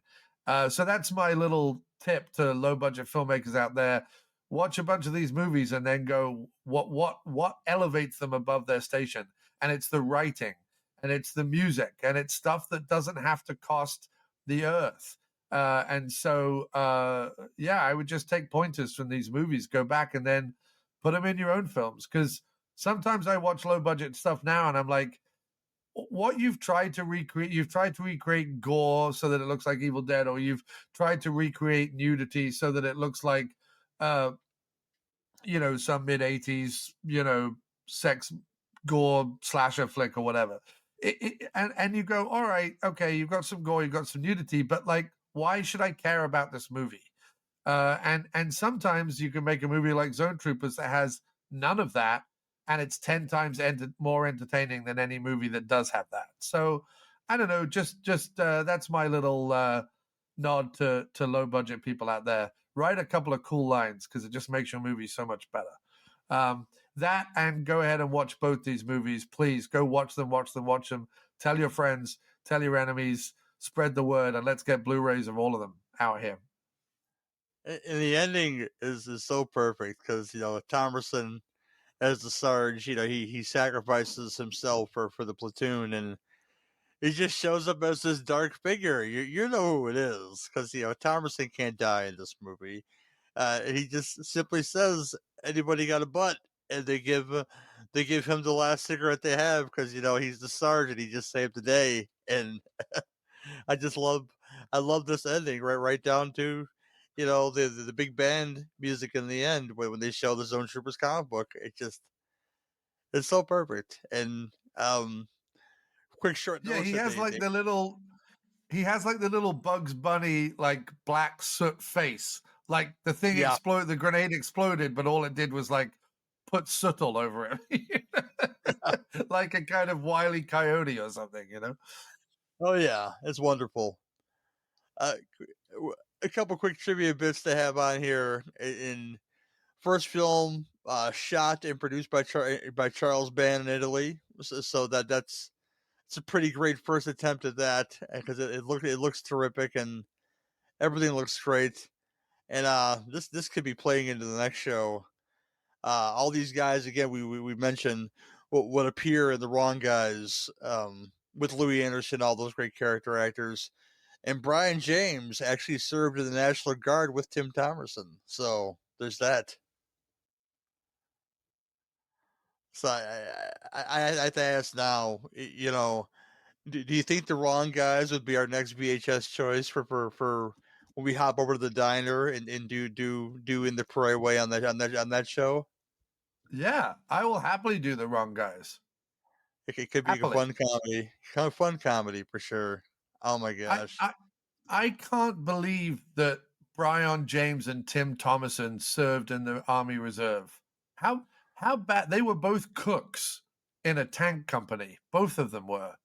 How fucking cool is that? It's pretty cool. It's pretty cool. It's, you know, two I giants of men, giants of the genre, you know. Yeah. I don't know, man. Like Tim Thomerson, dude, it's just, you know, he's up there with the Brian Jameses, with the Lance Henriksons. It's like if you see Thomerson's name on something, put it in, man. Watch it. Because, like, at worst, it's going to be, you know, a B movie that doesn't go anywhere, but he's amazing in it. And at best, it could be fucking trances, zone troopers, volunteers, you know, any of the good Thomerson shit, man. Can I tell you the plot to Nemesis? I really can't, but I can tell you I enjoyed the hell out of it. And it's better because Thomerson's in it, you know. It's better because of that. Right. Oh, Thomerson's like the only good thing in Nemesis. It's insane action surrounded by Tim Thomerson, and that's fine, you know. But yeah, Zone Troopers, it's a high recommend. Like I said, it's I hate to use the term feel good World War II movie, but this film pulls it off in 85 minutes, and you're rooting for the good guys the whole time. Which sometimes you need that. You need, you know, mindless, you know, war movie where, you know, the good guys aren't really in that much danger throughout, so you're rooting for them to win. Although they do lose one in the movie, and it's very sad. But you know what? It's great. It's just amazing. If you haven't seen Zone Troopers, if you let the VHS cover fool you, this is a gem, and I know it gets a lot of love from my peers as well. So there's that. Yeah, and losing one of your soldiers in the course of the mission is also a genre trope. You have to have like the. That's 1 out of 4 though, so it's kind of like got that Dawn of the Dead aspect, you know. Right, but you have to have that, you know, tell the kids back on the farm, Johnny. You know, you have to have that moment, like when the guy's dying and he's got to say something, and you know, I don't know, like that to me just. Yes, it's sad. No, of course you don't want them to go, but it's what you signed up for. You know what I mean? When you go into a movie like this, you expect a scene like that. You know, and you'll see the same kind of trope in like a Vietnam movie. You know, Vietnam movies steal a lot of the like World War II stuff. There's always a soldier that dies. Someone's always cradling someone's bloody head while they're spewing their last words. Like it's a familiar trope. I want it in there. You know what I mean? As sad as it is, I want it in there. No, I'm not saying it's not necessary, but it has that Dawn of the Dead vibe. Because, you know, when Roger gets bit and Peter has to shoot him, you know, when you lose a character in Dawn of the Dead, it has an impact because you've lived with these characters for what, an hour and 20 minutes before that, and when you lose one, it has a big impact because you've been with them the whole time. Right. And yeah, and just the fact that as I say, they just nail everything so successfully.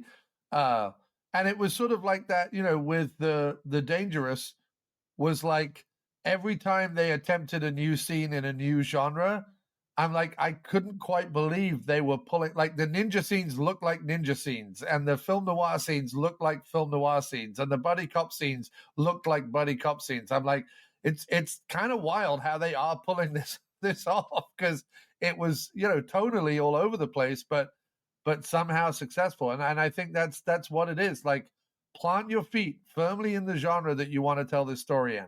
Whip in a few, one-liners. Don't be afraid to use genre tropes and cliches that you've seen before, because the audience expects it. They know what they signed up for when they put the tape in. Like, the audience wants a little bit of that. Just find your own way to do a twist on it, and I think if people focus more on that than like, shit, man, I don't know about making this movie. I got to put a lot of, blood, guts, tits, car wrecks, whatever in it. Sure, all of that helps, and if you can afford to do it, do it. But I don't know, man. Figure out the basics first. I see too many movies trying to be grindhouse films without ever really knowing what went into making an actual grindhouse film. So I don't know. Figure out the basics first, and show me you can make a movie with the basics, and then layer on all the other shit, because that's just window dressing. You got to get me to come into the store and enjoy the store. You know what I mean? So that's what I would say to low budget filmmakers. Go watch these two movies and pull the best parts from them, and go ahead and make yours. That's what I would say. Oh yeah, 100%, 100% agreed on everything you're saying. That's the end of this Zone Troopers review, and we hope you guys go watch it. But we will be right back to close out the show. More prophetic than his prediction of space travel in Things to Come. More imaginative than his laser beams in War of the Worlds. More frightening than his warning of nuclear holocaust in The Time Machine. From H.G. Wells, history's most credible prophet, now comes his most incredible story. Empire of the Ants. The terrifying tale of civilization fighting for survival against armies of giant ants 10 feet tall who control the human population by drugging them into submission. And man, the master, becomes man, the slave. Joan Collins, Robert Lansing, H.G. Wells' Empire of the Ants from American International Pictures. Rated PG, parental guidance suggested. Empire of the Ants. They shall inherit the earth sooner than you think. Well, that's 6 of 6, John Boy, Pare films that we have loved. I think when we get to the 10th one, I think it'll be the 10th and the 11th one, because I think we'll split up the Eddie and the Cruisers films, and we'll decide which one's better, because I have an opinion on which one's better and why that is. Oh, so do I, and I think weirdly we differ in our opinion. I do think we differ in our opinion, but I love both. But there's one that I think is clearly better than the other one. That's fine. But John, you have a lot of stuff going on. PM Entertainment Podcast I mentioned earlier. I keep mentioning on my show that people should listen to it, because that's all about sharing is caring. Whether you share a link or you share word of mouth, and anything is good publicity. And John's been killing it with the interviews and the reviews and the guests, and brought back. Have I listened to this yet? No, I haven't listened to the one where you brought Mo back on there, and I love when you guys get together. So that's coming tomorrow. I'm listening to the Mo episode tomorrow. But shotgun baby, the shotgun of Jones. Great. And what I'm also enjoying about the PM Entertainment Podcast is digging into some of their early stuff. I mean, look, everyone knows the right people know, I'm going to say everyone, but the right people know, like the Don the Dragon Wilson stuff, the Jeff Wincott stuff, the Gary Daniels stuff.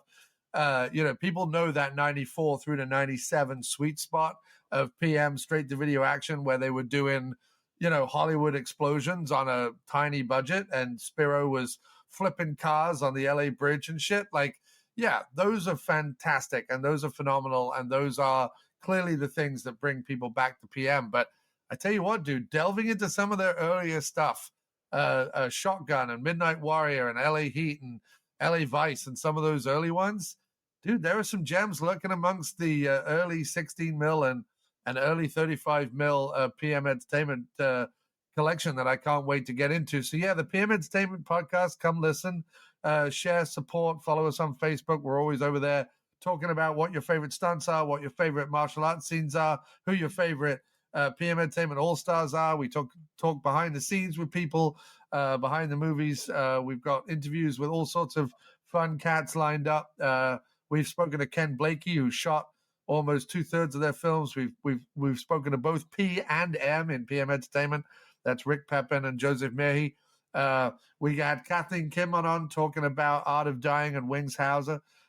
She's obviously a genre icon in her own right. Done a ton of great stuff. We've got Art Camacho coming up on the show. So we're talking to all sorts of genre legends, both in front of and behind the camera. So come follow us along. But that's not all. We've got 2 episodes of the After Movie Diner that I found on the cutting room floor that Gary reminded me I hadn't put one up yet, and the other one. So there's a new Pare After Movie Diner Pare episode going up this week, followed by actually an old Jim Belushi, Matt Perea episode that I had forgot to put up. That's also going to go up in the next couple of weeks. So those were both missing episodes that I forgot to put up. So they're going to go up. And then I am doing guest spots on the direct-to-video connoisseur show. I'm doing a guest spot on the Pint Pop Culture podcast. And I might be on the Forgotten Film cast covering Donald Pleasant's Race for the Yankees effort within the next month sometime. So I'm going to be out and about, spreading the word about PM Entertainment, spreading the word about Michael Pare, and keeping the airwaves open because it's about all we got left. The Yankees effort film, a film in which Donald Pleasance drunkenly destroys a bar with a chainsaw. So there's that, Yeah. It's so good. It's phenomenal. It's phenomenal. Any movie that starts with Donald Pleasance being dangled under a helicopter with a net, trying to catch deer while he's very obviously drunk off his ass is well worth your time. You recommended this film to me to watch, and I watched it like the next day, and I was not disappointed at all. If you want to see an outrageously effeminate George Papard in a big woolly hat chase down Donald Pleasance in his hobo tank, and you're like, what are you talking about, John? I'm like, no. There's a scene in this movie where mountain men hobos build Donald Pleasance a tank out of like bits of things lying around in their garage. This movie, again, another thing of beauty that should just be experienced by all film lovers everywhere. And that's the last thing. I've said it before, but I'm going to say it again. Go down rabbit holes. Find something you like. Find an actor you like. Find a genre you like. Find a director you like. Whatever it is, go down rabbit holes. Watch whole career-spanning films by a certain person or starring a certain person. Because the gems, my friend, the gems. We're finding them with Pare. I found it with Pleasance. I found it with Hauser. Once you delve, my friend, delve deep. The gems, my friend, that float to the surface. It's a beautiful goddamn thing, and I thank you for it, my brother Gary. Yeah, man, it's fun taking this journey with you for sure. I'm always down like a clown to talk with my good friend there, John Cross, and it usually turns to shenanigans, and they're very, very good shenanigans. Oh my gosh! But yeah, what I got coming up, by the time this comes out, you should have heard a brand new Last Call of Torchies by now. You should have heard an episode with Mike White I did about toxic dudes. We did The Men's Club from 1986 and In the Company of Men from 1987. Now, these are films that, may disgust you as far as the subject matter goes and the way the men talk in the film, but they're very well-made films about toxic assholes, with amazing performances in them. But beyond that, X is on hiatus right now. X is doing some family stuff. I'm not going to get into that because it's not my business. But either way, Suzanne may show up. But in the meantime, it's going to be really, really a smorgasbord of people. I mentioned to Mike White about doing more with me because since my co-hosts aren't always available, so I'm gonna reach out to Mike to do some more stuff because for a guy who's as busy as Mike White is with the projection booth and everything else, he still takes the time to take a chance on me like he did. I don't know, 12 years doing the show now or something like that, where the man literally gave me a handbook on podcasting to say, hey, you know what, go out and play. And I attribute to him and Mike Murphy for making me what you're hearing right now, the competence to be on the microphone. But I may reach out to Doug Tilley and Duncan McLeish, hopefully, because Duncan has been MIA from podcasting lately. So I hope I can convince him to say, hey, Duncan, you just want to do something random with me? Like the good old days. This is what I'm after, is the good old days, which makes me so good. Makes me feel so good to record with John Cross here because it reminds me of, the good old days where, I say this all the time, the internet is not toxic, people. If you go on the internet, you find a buddy with common interests, if you see a post about a film that's new to you, but you've never seen it, and that film is fucking bonkers, I see this so many times. So take to Facebook, take to Instagram, maybe not so much X, but take to those places. You might find joy in a person or in a film or in a chocolate chip cookie or whatever the fuck it is that brings you joy in this fucking ugly ass fucking world of ours. It's gonna make your day brighter, okay? Here I am going fucking Mr. Rogers on all your asses. But you guys. No, dude, I will say the same thing, man. I'll echo what you're saying. Podcasting since 2011. I got into it because of my good buds over at the Profondo Cinema podcast that was just fucking legendary at the time, and what an incredible show that was. And through podcasting, as I say, I haven't made a lot of money. It'll never make my name a household name. I don't want it to. I don't need it to. But I have made friends who are now family and will remain family for life by doing this thing of finding a pal, talking to him once a week about a movie that we love. And not only that, but it has led towards, as I say, discovering gem upon gem upon gem, which is, if you are creatively fueled by movies, you're always looking for that first time bite again. You're looking for that little jab of excitement that you first got when you first saw your favorite movie. You're looking for that. That's what you're looking for. Yeah, sure, you can put on something that's comfort food. We all like to do that as well. But you're looking for like the first time you bit into that juicy steak and it tasted like no other steak. And, you do that by going on these journeys with your friends and being brave enough to figure out some movies that otherwise, and apparently according to IMDb, do not get a lot of love. You suddenly go, oh my God, these are movies I'm going to watch annually now because I love them so much. And so, I can't speak higher of, the internet is a tool. It's how you use it. And entirely too many people are using it to bitch and moan at each other these days. I get it. I understand why. I get the fear. I get the anger. I get the division. I understand it. But if you all just took a deep breath, and instead were like, well, wait a minute, what movies do you like? What music do you like? And I know people are like, well, that's ignoring the issue. It's not ignoring the issue. It's pivoting the conversation to something we can all agree on. And once we're all in a mode of agreement, we could then maybe circle back to what's actually the issue. And maybe we'd then be in more of a mood to have a friendly conversation about it as opposed to a bullshit conversation about it. So anyway, that's it. I'm just adding to the Mr. Rogersness of it, but in my own callous way. But that's it, my friend. I love you. I love all the people I met through podcasting, and long may we continue. Because as I said, I watched the Pump Up the Volume, and there's that amazing scene at the end of Pump Up the Volume with Christian Slater being like, "These are your airwaves. Don't let them take them from you." And at the end of the film, everyone has started their own radio show. Well, everyone can start a podcast now, and everyone has started a podcast now, and that's absolutely fine. But the only way we keep getting to do these podcasts and get heard doing these podcasts is if we support each other, if we share each other, if we like each other, if we comment on each other's posts. That's the only way this works.